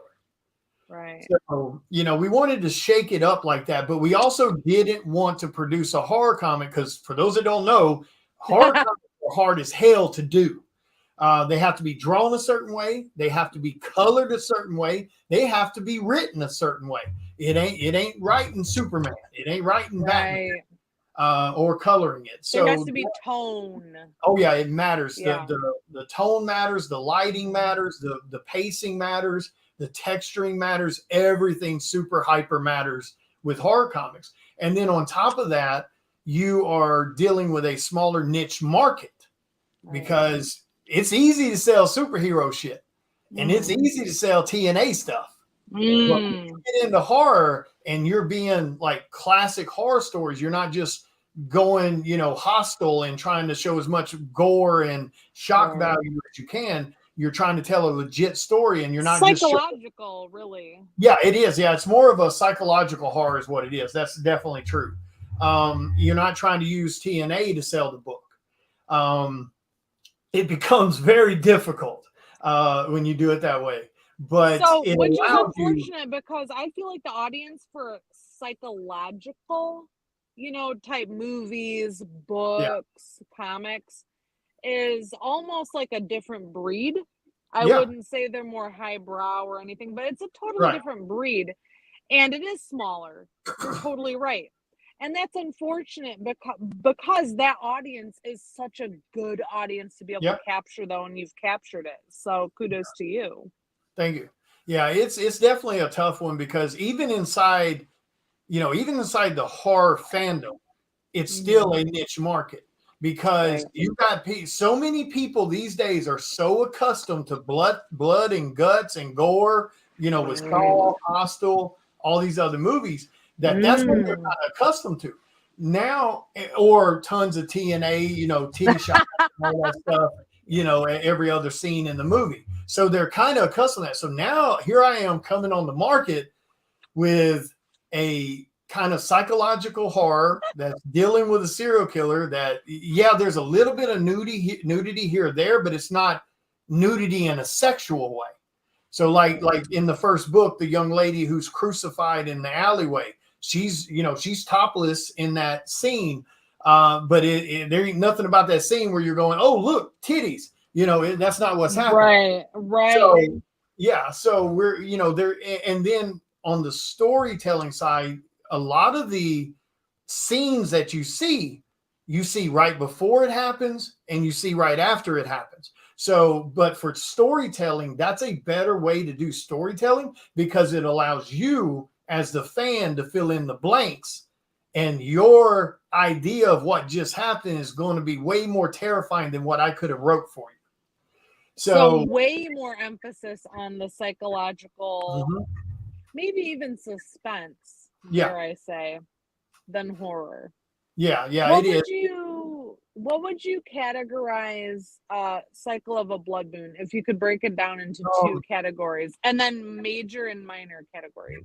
I definitely think it's fantasy horror is kind of what I Okay. look at it as. I Kind like of like that. That's the awesome. way Yeah. Tim Curry's Legend. So it's kind of like Mm. that kind of thing. It's that kind of that's labeled as horror. Uh-oh, she done cut herself off. It's labeled as horror, but it's labeled but it's more of a fantasy style horror. Did that just cut me off? I'm sorry. Yeah, you're okay. You're back now. Sorry, my husband just texted me.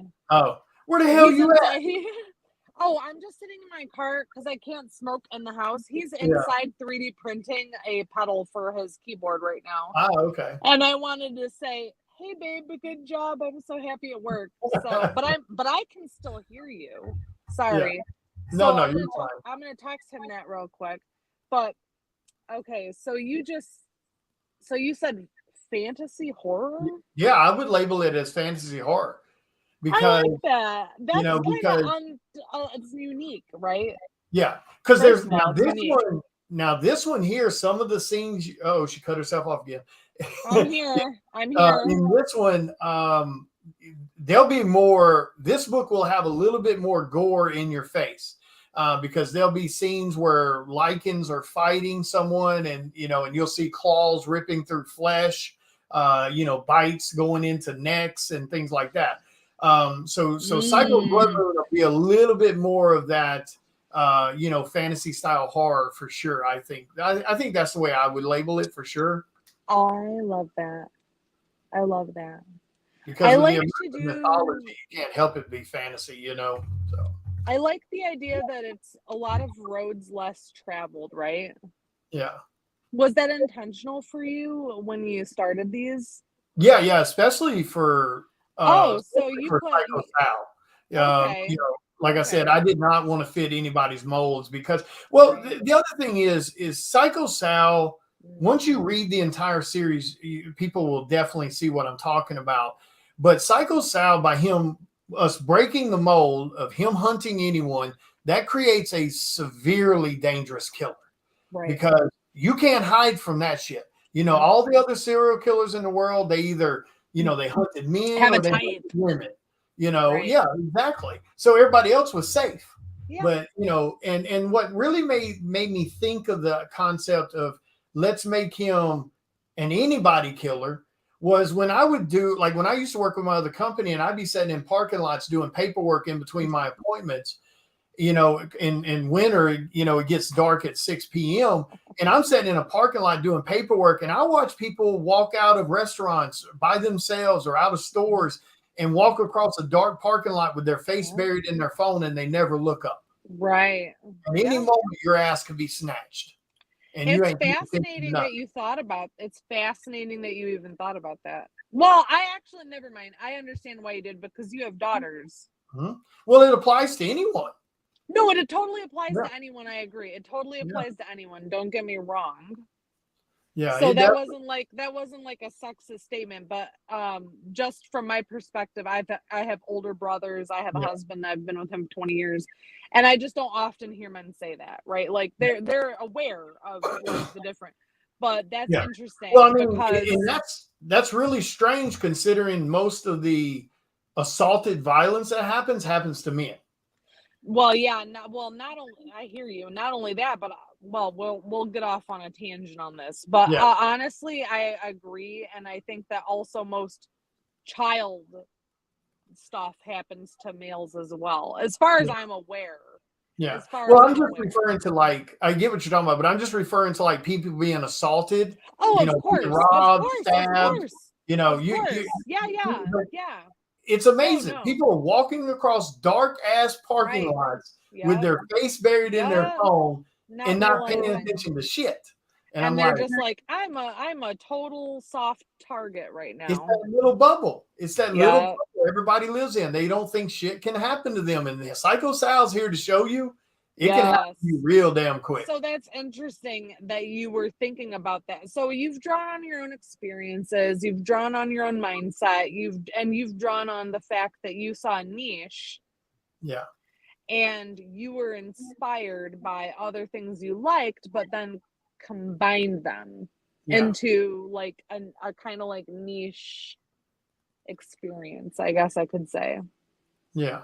Yeah, it is, because I That's think it applies to everyone. I really do. I think yeah. it people, and I think a lot of it is I get that I get that people don't want to walk around living in fear. I totally understand that. And it makes that's a terrible way to live your life. But Mhm. there's a big difference between living in fear and paranoia and just being concerned and paying attention to what's going on around you. Well, and it's totally fine to consume horror as a Yeah, viewer because and here's a question enjoy it. for you. When you got in your car, did you look in the back seat? Oh, hell no. See, Yeah, there could be something exactly. right there over your shoulder right now. Oh, 100%. Well, yeah, no, you're so wait, you're 100% right. But I love the passion that you bring to all those ideas and how they've converged. I Yeah, guess you got that to. that Got to. is a living testament. Like your fan base and Kickstarters are a living testament to that hard work. I'm glad that other people see that. Yeah, the fans have definitely been showing up and showing just great love because, you know, Yes. we've been doing, anywhere between, 7,000 to almost $8,000 Kickstarters, give or take. And we're doing that off of $8 and $10 books and $20 books. And, Oh, I know. we're Yeah. way cheaper than any other You Kickstarter out said there. that the other day. You're so right. Yep. You're oh my God, I don't even want to go into it because it's such a but your prices are right where they need to be. It's ridiculous what some other people charge. Yeah, she looked. Hey, I'm gonna go inside real quick and just grab something for my husband. Yeah, He's yeah, well, no, I have to that's what go. you gotta do. I'm Is it gonna okay answer if some questions while you're doing that. okay. I'll be back in just Okay. about 3 minutes.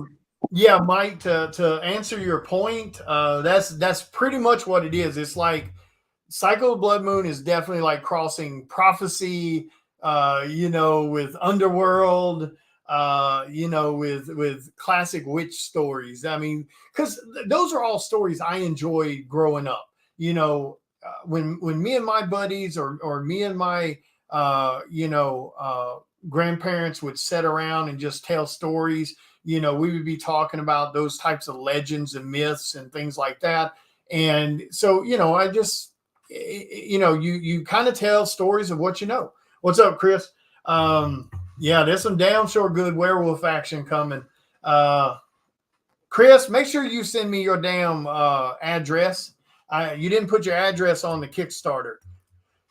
Chris, did you go back to new Kickstarter? We're almost out of time. We only got 2 days left, brother. I got your Kickstarter for number 4 packaged up. I just need your address, so make sure you send it to me. But yeah, we Cycle of Blood Moon's definitely going to be, it's definitely going to be one of those books that is just going to be ridiculously involved. Yeah, this one's going to be crazy. Yeah, we got like 2 days left on Psycho Sal number 5. Yeah, definitely don't you guys miss out on it. For anybody just tuning in, here's the covers for Psycho Sal number 5. There's my cover. There's the naughty cover. There's the cosplay risque cover, the regular cosplay cover. There's Ryan Kincaid's cover, Anna Zuel's cover, Sean Forney's, Ruth Lucas's cover, Amy Good's cover, which is who is chatting with us right now, Ken Hunt's cover, and then of course in the add-on section is the first ever Psycho Sal VHS cassette tape with art box and Psycho Sal blockbuster style membership card that gets you free signatures for life from me at Comic-Con appearances, up to 10 items per show. I'm not sure if Amy's talking to us or she's muted. I'm muted and reading comments. Sorry. Oh, okay, gotcha. Oh yeah, Prophecy, one of my favorite movies. If y'all have never seen Prophecy with Christopher Walken. thank you. That's a great movie. There's three of them. Yep. The first one's the only one I like though. Yeah, the other ones are really bad, but I still love them. I don't care. Yeah. I actually watched the first one not too long ago. Damn, But I should rewatch those. I fucking forgot about those. Oh my yeah, god. they're great. They are freaking great. Mhm. But yeah, I don't know. I'm bored. Like I haven't read comics in a while, like probably 3 or 4 years. But I know when I first, the last bit of stuff I read, it was okay. I'm kind of burnt out on the superhero shit. I'm burnt out on any Oh of my that. fucking god! I'm so glad to hear somebody else say that. You Sorry. know, but and there's just, in my opinion, there's not enough, and especially in the comic world. Now, there's a lot of stuff floating around the indie market that is in this kind of genre, but it's shit. I'm sorry, it just is. It's shitty ass art and it's shitty ass writing and it's shitty ass storytelling, leaning on tits and ass. I'm sorry, it just is. They can get pissed off at me if they want to. I've bought into some of those books to be supportive, and then I get the books and I'm like, this shit should be in a shredder somewhere. But again, to each their own. Like I said, just because I don't like it doesn't mean someone else may not like it instead. So again, that's why I don't put their book on blast or nothing like that, saying, "Ooh, I don't like it. It sucks." Because that's just my damn opinion. There could be 1,000 people that love it. I don't know. But for me personally, when I see it, I don't see shit. When I see people do horror, it's either let me try to throw as much guts and blood at the viewer as I can for shock and awe, or let me, again, see how much TNA I can throw at the viewer. And so we wanted something that was kind of a throwback to more of classic horror storytelling, where it was more about the mood and it was more about setting the pace. Because once you start reading Psycho Sound, now don't get me wrong, it's not the best thing since cut bread or nothing like that. I don't mean that shit, but it's a great read in the sense that it immediately starts with chaos. And from the very first page to the last page, from the very first book to the last book, the throttle is just going up and up and up until you're just like sitting on the edge of your seat going, what the hell? Especially issue number 6. Issue number 5 and 6 is a whole lot of holy hell. I don't think that you are trying to be rude or undercut anybody else's work, but when I hear people who are passionate talk about their projects and then, say the kinds of things that you said, what I hear is, I actually give a fuck about my project. I care and I put a lot of thought into this, and it's irritating when other people don't and just kind of it happened. You know what I mean? Yeah, because I had one dude at a show straight up tell me my book shit, not my book. Now, this is him speaking about his book. He was talking about his book, and he was like, oh, yeah, my book's shit. If it weren't for the TNA that's in the book, I wouldn't be doing the book. And I'm sitting here going, why the hell would you even waste time creating a book that you rightfully admit that it's shit? That the only reason anybody's buying is because, but Sarah that's 100% is real. licking. That happens constantly. It's insane. Like I say, he'll sit there Just and tell like, you.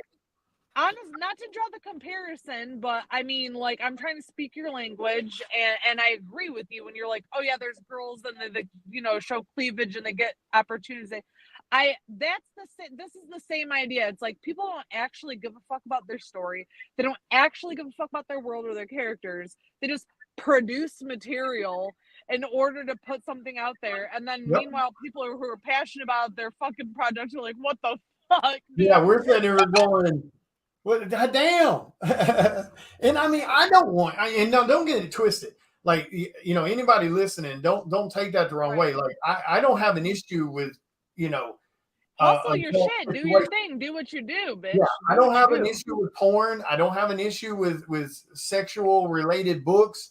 I don't have me an either. issue I love not safe for work shit. That's fine. Yeah, I don't have a problem with it. It's just it sucks when someone stands there and tells you, "Oh, I do $20,000-$30,000 Kickstarters," and they stand there and tell you, "Oh, if it wasn't for all the sex in the book, exactly, I wouldn't even do that because the story is shit."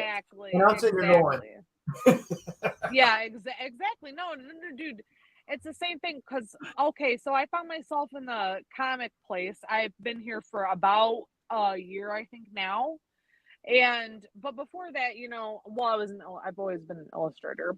but I've always been a writer also. So for me, I would equate that to like as a writer, you look at motherfuckers like I don't know if your audience will know who these people are, but like the person who wrote Twilight and Colleen Hoover, who's written like a lot of like really shitty, fucked up, like trauma bonding romances. And Yeah. people love this shit and they eat it up and they make movies out of it. And there's like fan bases for it and websites for it. But anyone who's actually like a serious, and by the way, when I say they're not serious writers, they seriously write, but they all started off as like fanfic writers Yeah. who had like a hard on for just writing weird shit and weird characters and stuff. Yeah. And then you have all these other writers who are like, I build character, I build world, I give a shit, I'm passionate, and Yeah. never get a chance. And Yeah. you're like, what the fuck? You know what I Yeah. mean? Like, you do you. That's great. I want that. You know, I'm glad for you that you had that. That gives me hope because you kind of suck. And awesome. That means there's a market. But at the same time, you just kind of look at that as someone who, I don't even actually like the word passionate because that's such a throwaway term, but somebody who's invested. You know what I Yeah. mean? And you're like, damn, what the hell? Yeah. You know what I mean? Yeah, because Kind I of mean thing. it's one of those things too. Like I'll be at Comic Cons and somebody's telling me about their story or something, Oh, and that's so fun. but the sad thing is Yeah. a lot of people they're telling it very casual, and Oh, if you're okay. just telling it like you're telling the weather, Mm. I don't want anything to do with it. Okay, You- well, actually, if I can for a minute, Mm. put on my hat of like I'm 20, right? Like I'm a 20-year-old, and I remember you know being that age. So for anyone who's younger and will ever see this, and tell them how not to say that. Explain, please, if you don't mind. Yeah, so if you're going to do anything, you need to do it with passion, no matter Oh my what the God, hell yeah. it is. Period. If you're going to draw, this needs to be your air. Yup. If you're going to write, that's what needs to be. Mhm. That whatever you're passionate, it has to be your reason for living. Period. If it's not that, then you're never gonna reach the levels that you think you want to reach. The Right. same thing goes for getting people excited. You have no idea how many times where people weren't interested in Psycho Sal because they weren't horror fans until I told them about the book, told them about how we're writing the perspectives, which hasn't been done in comics, and tell them how we're setting ourselves apart from other creators. And once I tell that, then they're like, okay, let me have issue number one, you know? Yeah. So Well, you got to okay. be passionate. You have to be.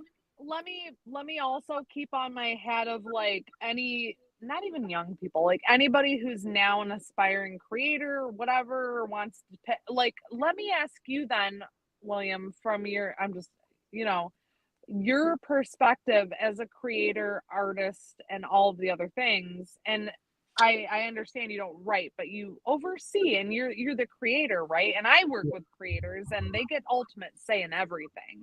Yeah. They review everything. They you know what I mean? So just because you're not necessarily writing every word doesn't mean you're not creating something. Yeah. You know what I'm saying?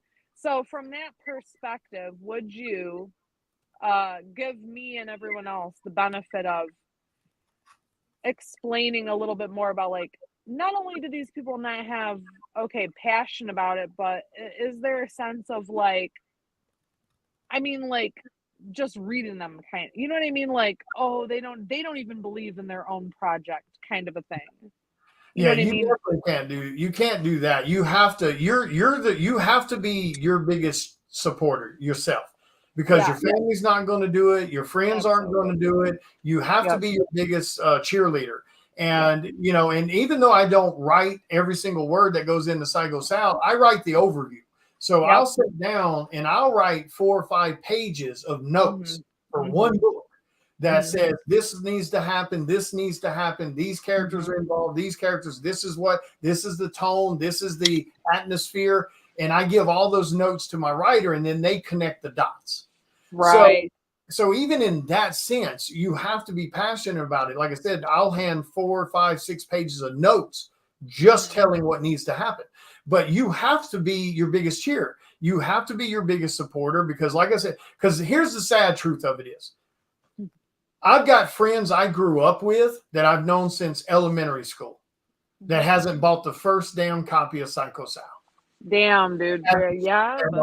That are on my Facebook page, that have not shared the first damn post about it, that has not bought the first damn book about it, that has never ordered a commission from me, et cetera, et cetera. My daughters, they've been the only ones that's been supportive. My other family, I've never heard shit from other than my sister. Wow. My sister has purchased one of my Psycho Sal t-shirts. Now, to be fair, she was a single mom and her kids are a bit grown now, but she don't have tons of money, so that's okay. Yeah. But and she'll share something every once in a while. But so that's what you got to remember. Your friends are not going to help you. Let's just be fucking honest about it. Yep. You're I don't give a shit, even though you grew up with them from childhood. They're not going to give two shits about what you're doing. Yep. Your family's not. Hell, most of the time they're going to try to talk you out of what you're doing. No, dude, you're 100%. Actually, if I can spill a little bit of personal tea, which whatever, I shouldn't, but it don't matter. I have a very close family member who's really, really, really, well, I wouldn't say, that was too many reallys. I'm sorry. Let me not, I'm going to disqualify 2 out of the 3 reallys. I have a very close family member who's a well-known author and has been semi-successful with that and other things. But I was published before they were. And they didn't like that. And then they went on to pursue that while I was getting married and having kids and so on. And then, and this is, by the way, somebody I was always close to. We never lost contact. But then once I said, hey, I'm going right back into publishing, they stopped talking to me. Yeah. And they didn't want to talk to me anymore. They didn't want anything to do with me anymore because it like hurt their ego or something. And that goes into what you talk about all the time, which is like, why wouldn't you support somebody who's doing the same thing as you? Yep. And it's like, we were doing the same thing. We're literally family and we're not even writing the same genres. Yeah. But that just goes to show how deep it can get. Like, so don't get butthurt when people don't support you because it just is kind of what it is. Yeah. Right. Because it is. Just make sure that's the most important thing in this. If you're new and you're trying to get into this, you have to be passionate about what you're doing. You have to give a shit about what you're doing. And if you're going to put something out there for other people to consume financially, you need to put your best effort into it. Don't be giving people half-ass shit for their hard-earned ass money. People work too hard for their money. And a lot of people sit back and go, well, that doesn't matter. That doesn't affect you. Why are you worried about it? Well, actually, it does. If you're sitting over here taking people's money and putting out half-ass shit, that leaves a bad taste in their mouth and makes them not want to try other stuff because they think they're just going to get more of the half-crapped garbage that they just bought. So always put your best foot forward.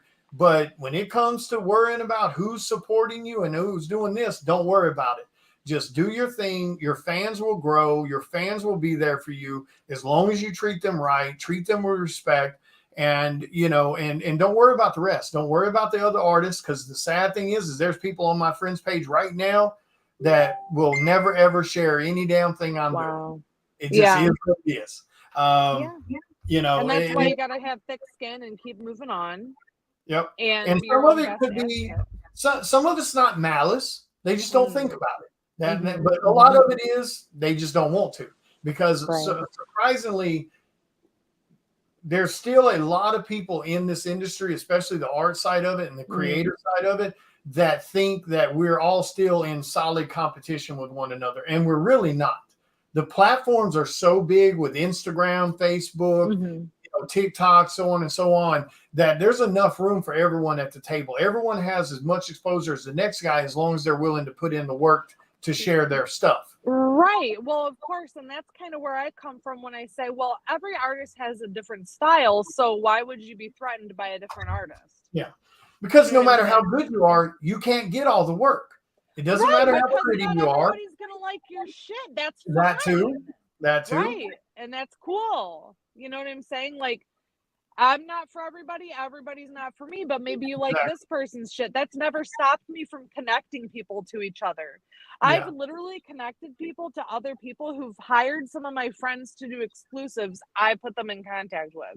Yeah. I'm not gonna stop. I'm not gonna stop that. Yeah. Like, I mean, what? it's just one of those things. And the harder yeah. you work, the more attention you get, the more you're going to have people talking shit about you behind your back.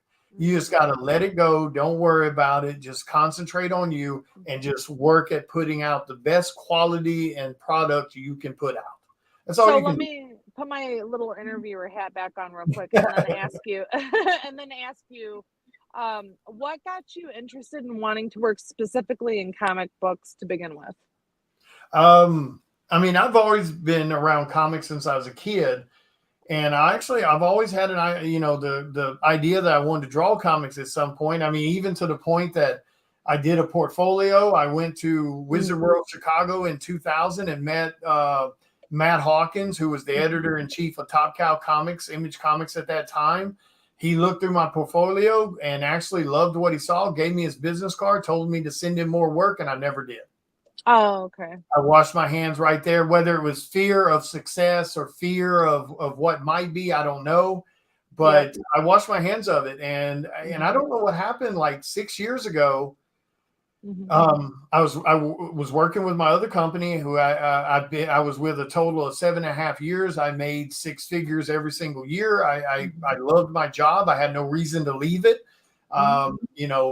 Absolutely enjoyed it. But I was sitting in a park one day, and I was doing paperwork in between appointments, eating some lunch. And I saw some young kids sitting over at one of the pavilions, and they were just sitting there drawing, and something flipped. I was like, I want to draw again. And I got up right then, went straight to Michael's, bought a bunch of art supplies again. Now, mind you, at that point, I hadn't touched. When was this? What year was this? Like, this was 6 years ago. 2016, 17, something like that? Yeah, 6 years ago. Okay, gotcha. Okay. So, and up to that very point, I hadn't picked a pencil up in 10 years. Wow. So I went, bought a bunch of art supplies, went home. From that moment, for a year straight, I was drawing 2 to 4 hours a day, 7 days a week for a year straight. And then I started putting myself on social media at that point. And I worked my other job and drew for another year. So I was pulling, 15, 16 hours a day, 5 days a week. And then I was drawing another 8 hours a day on Saturdays. And I did that for another year. And at that point, I couldn't do both anymore. I was like, one's got to go. And if I give up art now, I will never do it again. Yeah, never gonna, right. So I gave up my 6-figure income to do this. So let me ask you this. What was your background with art before all of this then that led you to believe you could then pursue it? There was no background. I'm self-taught. I've never been to school for art. Nothing. Okay. So yeah. So okay, so I didn't explicitly mean like education, but did you grow up always loving art or always like being drew all the time? Yeah, comics and drawing was my escape. I grew up dirt poor. Same. Preach, bitch. Yeah, preach. my grandparents raised me from when I was like 3 years old on. Yep. My grandfather passed away, sole income, but he passed away when I was probably about 10. And so then it was me and my grandmother living on SSI. So, and when I say dirt poor, I mean 1 pair of shoes a year, couple pairs of jeans, no hot water in the house until I was about 16 or so. We boiled water. Boiled water on the stove. no socks in the shoes going to school. There was a couple years where I didn't even have a fucking winter coat. Yep. So, that was always my your escape. Yep, comics. And then I was I was bullied, being poor, being on food stamps. Plus eating my cereal heritage for a little dinner, bit. baby. Yeah, plus my heritage a little bit, being with Native American, a little bit of Native American background with my grandmother and stuff like that. I was bullied all through junior high and elementary and stuff like that. So comics and art was my escape. Me and a friend of mine, Bert, we used to sit around spending the night at each other's houses and, just sit and draw for hours upon hours upon hours. That's awesome, though. In a way. Yeah. And then, like I said, but then I quit drawing. I didn't, do it for like 10 years. And then just sitting in that park one day, I was like, I want to draw again. And I started doing it. And now here we are 5 years later, professionally, 75 plus published covers under my belt from, and then I've got about 10 more covers that are sitting over here in the floor you guys haven't even seen yet. And that's huge. I mean, there's artists that have been in this business 10 years that haven't done that many covers. Right, so I'm super proud of that. But I've worked my ass off and I've sacrificed a lot to get that far that fast. And then also I've got one hell of a damn fan base. They show up and buy everything. Harder than most of the motherfuckers I watch and see, and you know what I'm saying? So there's no doubt about that. I don't have 30 years to put in this industry. I've got to bust my ass now. So that's what a lot of it is just I just don't have the time. I don't have 25, 30 years to put into this and try to make a name for myself. Fuck, motivation though at the end of the day. So yeah, it is. I mean, it's like I said, a lot of people don't understand what we do. I mean, I usually pull around 10 hours a day, 5 days a week. Damn, yep. Just drawing. Then I love that, though. Another that's commitment. 4 hours a night doing social media, from answering PMs, replying to posts, updating posts, updating retailers, talking to fans about commissions, answering everybody in a timely manner because I don't ghost any damn body. I don't pull that ass bullshit. Anytime anybody needs me, they got me, no matter who they are. Straight up, I'm not fucking playing right now, but you could probably apply to like master. Have you ever heard of that? The Masterclass website. Oh yeah. Yeah, I'm not even fucking playing right now. Like, I don't know about. Well, fuck it. Why not now? The business side of me and my business mentors would say, why not now? You should literally apply to teach one. You should literally apply to teach one about starting off in comics and doing that shit. I'm not even fucking kidding. I'm not even fucking kidding. That's the whole reason we started doing. You're literally self-made. Like, that's what makes you different, though, because you said you're self-taught artist. Yep. And then you left your job to do this shit. You know what I'm saying? Like, so if anybody was going to learn to do any of this shit, they should learn from you. I'm not fucking kidding when I say you should think about doing a master class. I mean, I wish more people would do stuff like that. Whatever. Do it. Yeah. Do it. I mean, and not that you would charge. I'm sure you'd tell people this for free.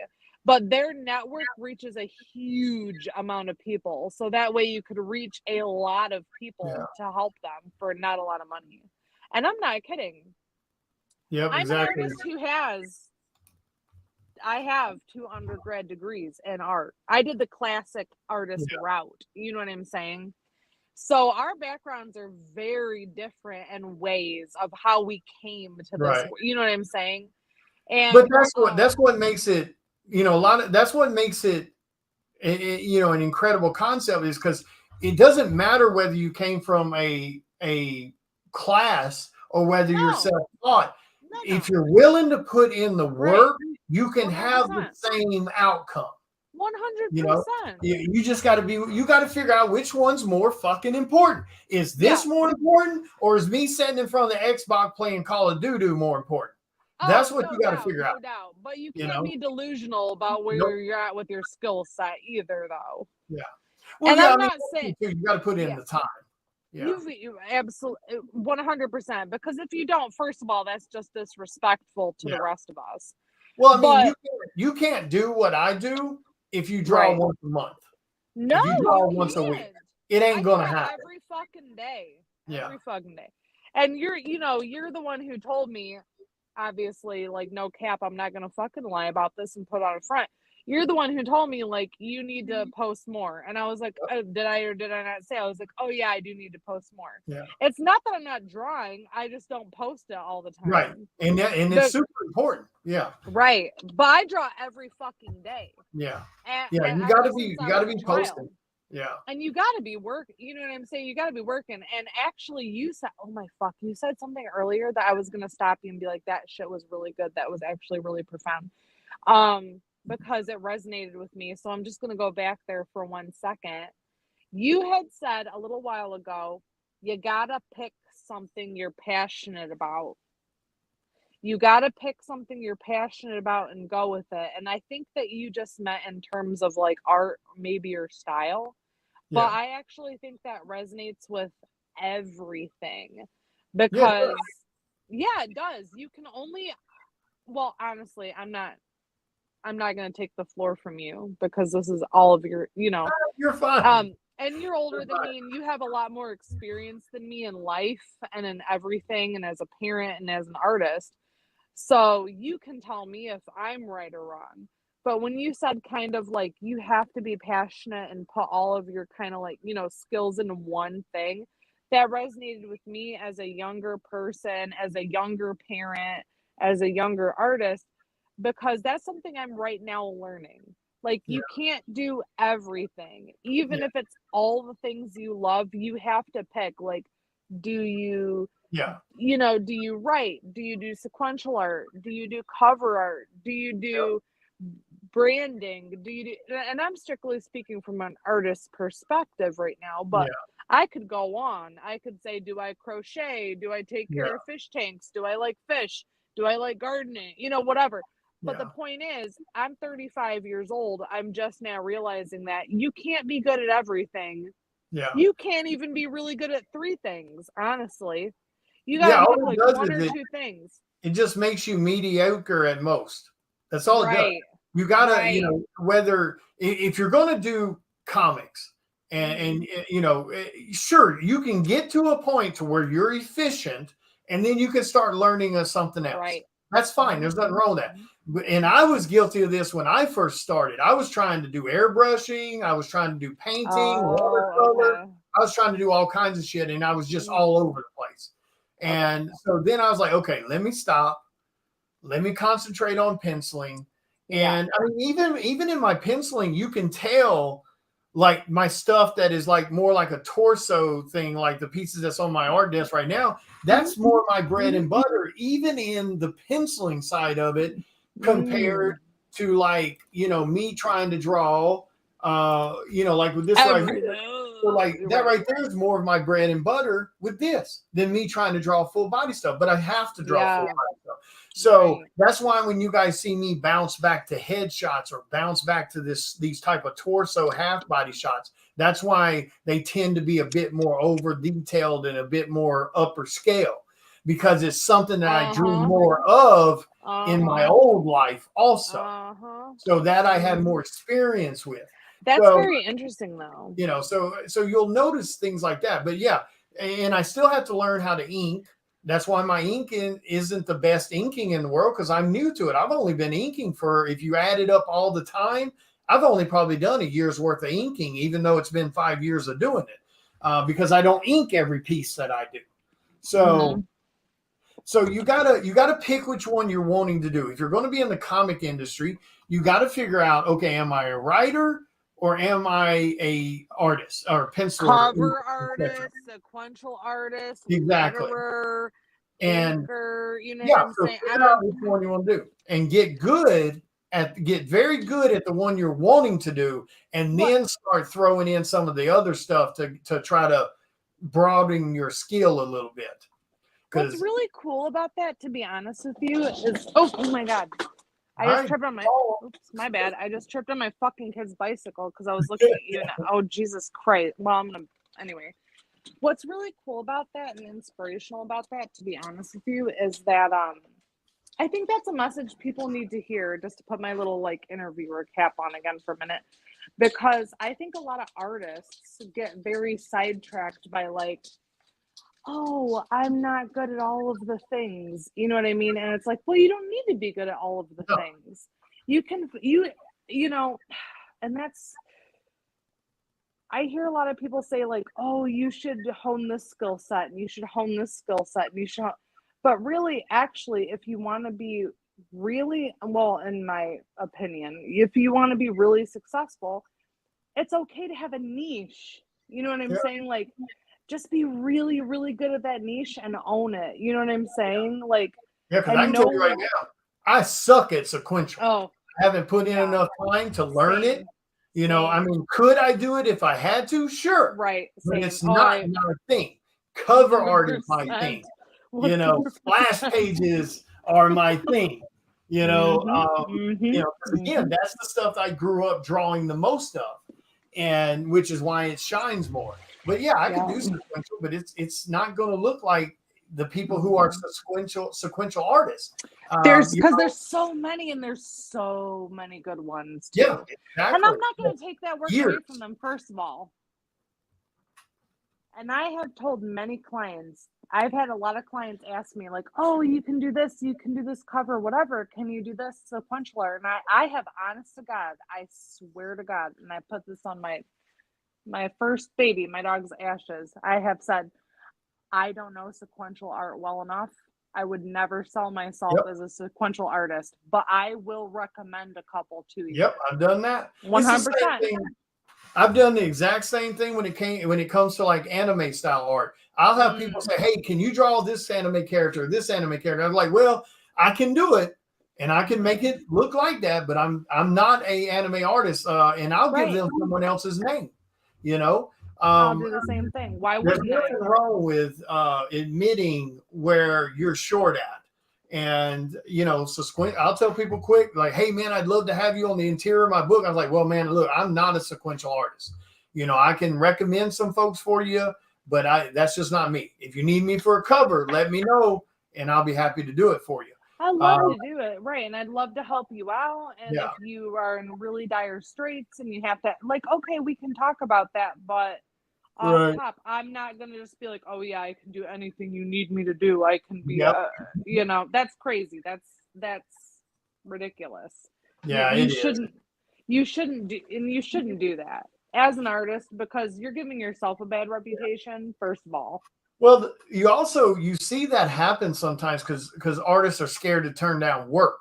So like, is that money lost because I sent them somewhere else? Sure, but it's better than me half-assing something that I'm not good at and giving it to somebody expecting to be paid for it. And sadly, we Right. see that sometimes. Like I've seen people go, "Oh, well, I can't really draw horror characters, but here you go," and it looks like shit. But yet somebody had to pay them for that. Or they go, "Oh yeah, I don't really do portraits, but here you go. I tried my best." No, you don't. No, if you're not a portraits artist, leave it the fuck alone. If you can't draw horror characters, leave it alone. Practice on your free time and then come back later. But you don't want to. It's not always money lost though, because at the same time, like if you make the money and you get the job, are they gonna come back? Are they Yeah, gonna but I mean, recommend? You know what I mean? It could yeah. be money lost because Well, if you it do the is in the job, sense like if somebody right? comes to me and says, "Hey, I need you. I want to hire you to draw the interior of my book," and I go, "Okay, well, I'm not an interior artist. Here's so and so." That's money lost. Now, there's some people that will take that money and try to draw the interior of those pages, and it looks like shit, and expect to be paid because they did the work, even though it's shit work. I'm not going to do it because I'm not turning out shit work. Now, do I have bad days sometimes where a piece of art doesn't turn out the way I want it, but I've got deadlines to meet and I've got to keep the product rolling? Sure, it happens sometimes. Not everything can be a home run all the time, but I'm definitely not going to take a job that I know I can't do to the best of my ability. Well, yeah, exactly. I guess that's kind of what I mean. And well, that shows integrity too at the end of the day. I guess that's what's more important too, because yep, I can do your sequential art. I can help you with this. I'm not the best person for the job. That's why I'd recommend somebody else. And I'll Yep. tell you straight off. And but at the end of the day, even if I did the job and made the money, I get the money, but I'm not gonna get referrals. So, I'm not, you know what I mean? So it's more money in the bank for me, in my opinion, if I'm honest with my clients. yeah. You know what I'm Yeah, you saying? tell them straight up, look, I can't draw that shit. I'll do my best. Here's so and so and so and so. But then they come back to you and go, no, no, no, I really want you to do it. Then it's a different ballgame. You've made them aware of it. Now, me personally, I'm still telling them hell no. That's just because in the time it takes me to fight that damn sequential page or that book or that, I could have drawn 10 other damn sketches and made $900. So Well, So yeah, that fucking sequential art, to be honest with you, that's a bitch though. it That is. is so time consuming. It's insane. Yep. Because yeah, I've had a lot of clients be like, "Oh, well, why won't you do it?" And I'm like, "Oh, it's not that I can't do it. I'll do it. And it's Right. not that I won't do it. I will do it. I mean, but like you said, because you have people that honestly ask, "Okay, yeah, I'll do it. I really will." But holy fuck, at the same time, let's be honest. You can pay somebody who lives in Indonesia or whatever Yep. Yep. less money than me, and I don't really $30 have a damn page and get something that right, looks good. right, right. I mean, you can pay me, but I'm not going to charge you $30, you know, because that takes me a whole day. Yeah. I Who mean, the fuck is trying to work for $30 a damn day? here You know you what I can, mean? but over there it's a big deal. Exactly. Yeah. I Exactly. mean, So, you know, whatever it is that, and that's fine. I don't have a problem with it. I yeah, honestly really don't have a problem with it. Okay, so go do that. They're fine.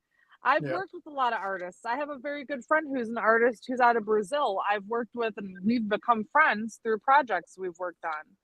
That's really good fucking money for him. Okay, I'm not going to take money out of his mouth. I've referred him to a bunch of motherfucking people. I ain't trying to do that though. If you don't want to pay me $100 or whatever, which also ain't that much, by the way, you know what I'm saying? With inflation and shit, $100 a day, you know, I might be spending 12 fucking hours on your sequential art. And then you might hit me back up and be like, nah, this ain't the, you know what I'm saying? That's nothing. That's nothing. I'll go let them do it. They make good ass fucking work. That's a lot of money for them. Okay, Yeah. that's fine. I don't have a problem with it. I think that's a great thing, to be honest with you. I really don't care. And I have used people out of the country for sequential art before with my own shit. Good. Good for them. Good for Yeah. them. I mean, that's the reason, you know, again, that's the reason Psycho Sal, that's the reason Marcelo draws my interior pages for me. Mhm. And his team colors them. If I was waiting on me to do it, we'd still be on issue number 1.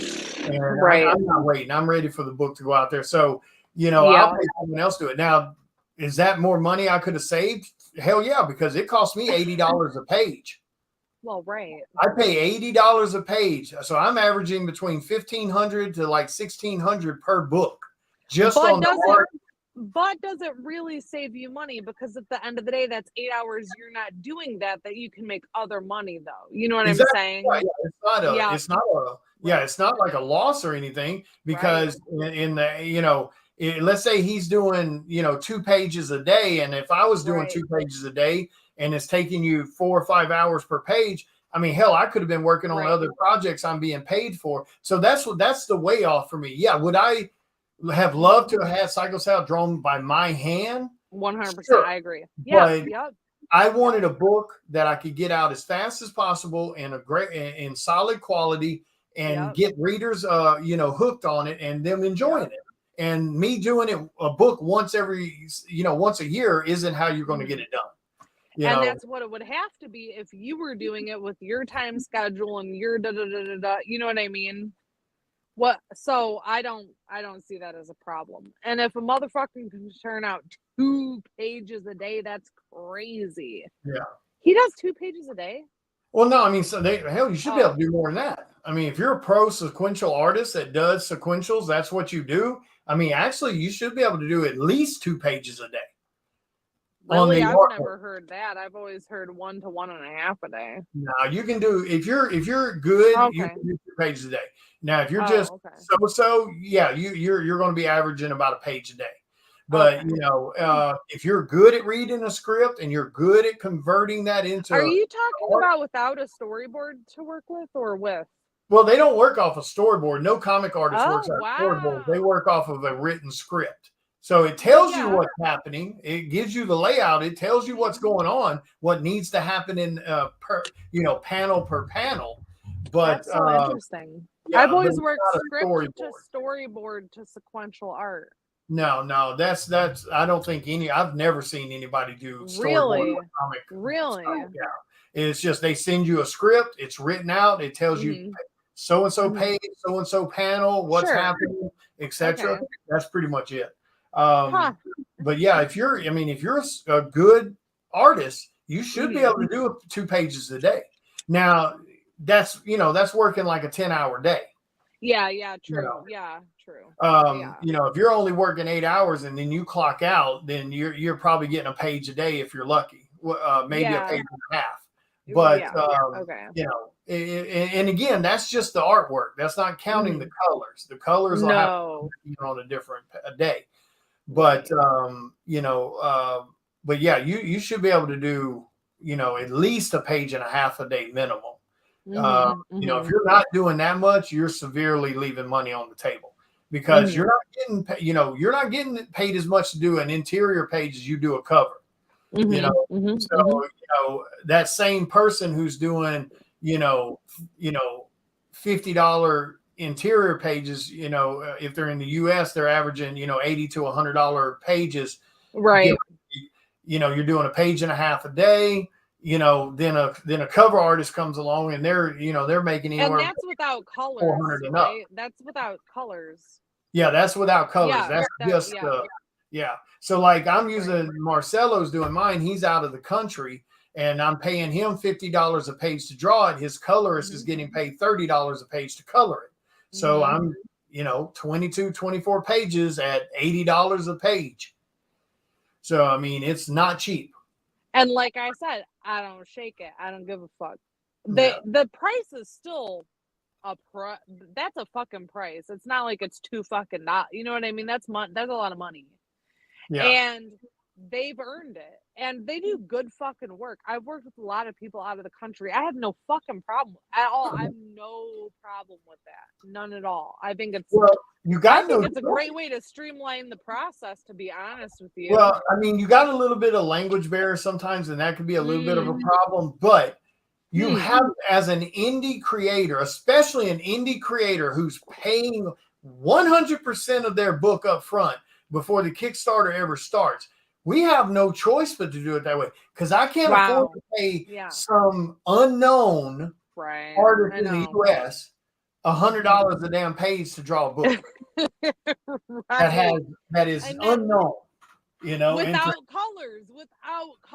Yeah, without colors, exactly. Without fucking colors. Then the American colorists want $70 to $80 a page to color. Yeah. And people need to know that. I don't think people realize that. Like you cannot take what Marvel and DC and Image Comics, etc., pay their artists and try to apply it to the indie market. And you can't compete with it on that level scale. We just can't pay it. I mean, hell, most people can't even. That's why Kickstarter works the way it works. That's why most people take 6 months to a year in between each issue of their book because they have just enough money to pay a couple covers to be done and pay a couple interiors to be done. So they got something to show you on the Kickstarter. Then they have to hope like hell the Kickstarter does successful and they can make enough money from the Kickstarter to finish the book. That's why it's a year between each issue. And that's why. Yeah, and that's why a lot of people do TNA books because it's easy sales. That's why a lot of people do superhero books. It's easy to sell. And as we, already addressed earlier, it's quite soulless. It's quite this. But it's sad because it's not like you want to beat people over the head with it and you don't want to make people feel bad about it. But they do. Yeah, more power to them. It's nice but it's also nice to let people know how much work goes into a fucking comic. Because like you said, letterers, inkers are different than colorists, and then you have to have a writer, and let us not forget the designers who put the lettering, you got the pencil, you got the interior artist, the interior colors, you got the letterer. Yep. You the have costs is also a thing. The editor. Yep. You got the editor. Like with Psycho. Now, to be fair, I'm spending a little bit more money on my books than what some indie creators do because they'll grab somebody out of the country that's charging $30 a page to draw. I'm paying $50 for a little bit better. They'll find people that are charging $20 a page to color it. They're not good, by the way. So, so I'm paying a little bit more money for a little bit higher quality. And It's like true even with though. Cycle Sound #5, I'm bringing on bigger names for the covers and stuff like that. So, I mean, even on issue #5, I'm at a little over $4,500, and that's not even counting what it's going to cost to print the book. It's a passion That's another project, really. $1,600. So it's basically a passion project, is it not? At that point, I mean, so far, knocked on wood, I've made my money back on every single Kickstarter that I've invested, with just a little bit of but profit. you're not getting rich off of it. No, but but I take the money from that one and it goes immediately into the next book. It funds the next and the next. Now, if I was doing $15,000 Kickstarters, $20,000 Kickstarters, I would be making solid profit. Well, of course, profit there. Of course, because it's costing me anywhere, depending on what guest cover artists I have, my book gains traction. $3,000 to $4,500 plus per book, and it's been that way since book one. And like I said, luckily I've made my money back that I've invested every single time. But could I do $15,000 Kickstarter? Sure. If I go in there and I price my Kickstarter like every other Kickstarter, and you got no choice but to pay the prices in order to get my book, I would do, $10,000, $15,000 Kickstarters every time. But we're about, give or take, for the most part, we're about 50% cheaper than every other Kickstarter. I like that model, and I agree with you, though. That's 100% where, honestly, my opinion, where it should be, though. Yeah, I think it should be affordable. Now, do I have a couple of key items on my Kickstarter that's expensive? $300, $400, $200? Sure. But the majority of the books on there are $8 books, $10 books. If you have fans $20, and they're willing to buy it, it should be affordable for them, though, honestly. So I think that's exactly right. That's why you have a mixture. That's why you have a mixture. You have affordable books, and then you have expensive stuff. Because 100%. There's people out there that want that expensive stuff. Right. So, but like I said, think it's perfect. Yeah. Yeah. But when you look on the low end, like if you look at Kickstarters that has the same lane of popularity as my book, new creators, etc., my $8, $10 books are 50% cheaper than what they're selling. They're doing $20 minimums, $30, $50 books. And that's why they have $15,000, $20,000 Kickstarters. I don't understand. Yeah, and I agree, but I don't understand how they even pull that off, to be honest. Well, because most of those books I'm referring to, it's TNA books. I mean, the majority of books on the indie market is TNA books. It just is. True. But I'm happy where I'm at. The fans show up every time.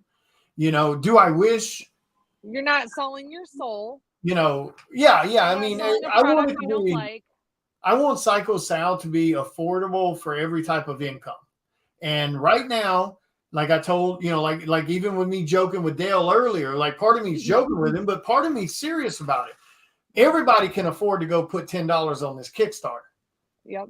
Everybody can afford to go grab an $8 cover on this Kickstarter. And that's why I kind of, I was joking with Dale a little bit, but to a degree, I'm kind of serious about it. There's no reason that you can't back Psycho Sal. There just isn't.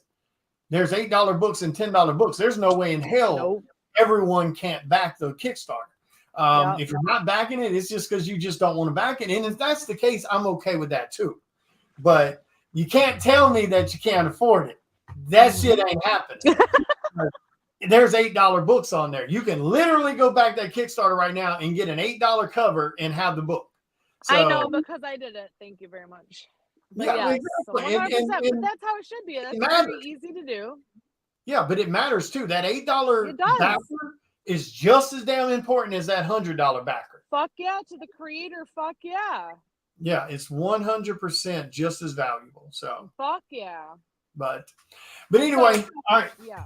You got any last questions? I'm gonna have to wrap it up, Miss Amy. I've got to grab. No, I don't. I was just gonna say. So, anyways, sorry that this went on so long. I just had a lot of questions. I wish more people would talk about indie books. I think indie is a major market, a major player these days. And it should be. It should It's be. on par with Marvel and DC, and it's got some Yeah. of the best damn books. I mean, you got to hunt a little bit for it, but it's got a lot of great books in the market. A lot of Yes. great creators that are willing to put in the work, willing to put in the time to give you guys a quality product for Yeah. the money. You know, but yeah, guys, make sure you guys check out the Kickstarter Psycho Sal #5, about a serial killer in New Orleans in the 1980s. Amy's got a cover on that book also, so make sure you guys go check it out. We only have, at this point, we probably only have like 2 days left on the Kickstarter. We are so damn close to the $8,000 stretch goal, which gets everyone who backed the Kickstarter physically Psycho Sal koozie. So I want my damn koozie. But anyway, I'm going to get off here. I'm going to grab some food, and then I'm going to call it a night here in a little while. But thank you so much, Amy, for hanging out with me. I appreciate your questions, and appreciate you taking the time to just chit-chat. I loved it. I loved hearing about the projects, and I look forward to hearing about it more in the future. So good luck to you in all of your endeavors. I wish you the best for everything. I love the projects. Thank you. Thank you. I appreciate it. And the same to you too. Keep the covers coming. I love them. But yeah, get with me soon here, and we'll do a trade-off on the cover thing and talk about deadlines and stuff like that. So, but all right, have a good night, Miss Amy. See, you muted yourself. I sure did. Oh my God. Sorry. I was just going to go off. I thought you were done. Okay. You have a great night too. Also, thank you so much. I enjoyed it. Have a great night. We'll talk soon. All right. Take care. Bye. All right, guys. Thank you so much for hanging out with us while we did this little impromptu Q&A. Again, a huge thank you to Miss Amy. She's an absolute sweetheart. Make sure if you guys aren't following her, give her a follow on Facebook. She does incredible cover art. She has a very unique style. She's I believe a writer and stuff also. So make sure you guys give her a follow, friend invite or whatever on social media. Yeah, I appreciate you guys hanging out with us. I'm so glad you're excited about Cycle of the Blood Moon, and I'm so glad you're still enjoying having a great time reading Psycho Sal. Like I said, we only have like 2 days left on the Kickstarter, guys. Go back to Kickstarter. Make sure once you pick your tier and it moves you over to the add-on section, make damn sure you pay close attention to the add-ons, because we put a lot of goodies on that add-on section. So make sure you look at them carefully. Glow-in-the-dark covers, metals, foils, etc., etc. But anyway, you guys have a great night. Thank you again, and I'll see you guys later.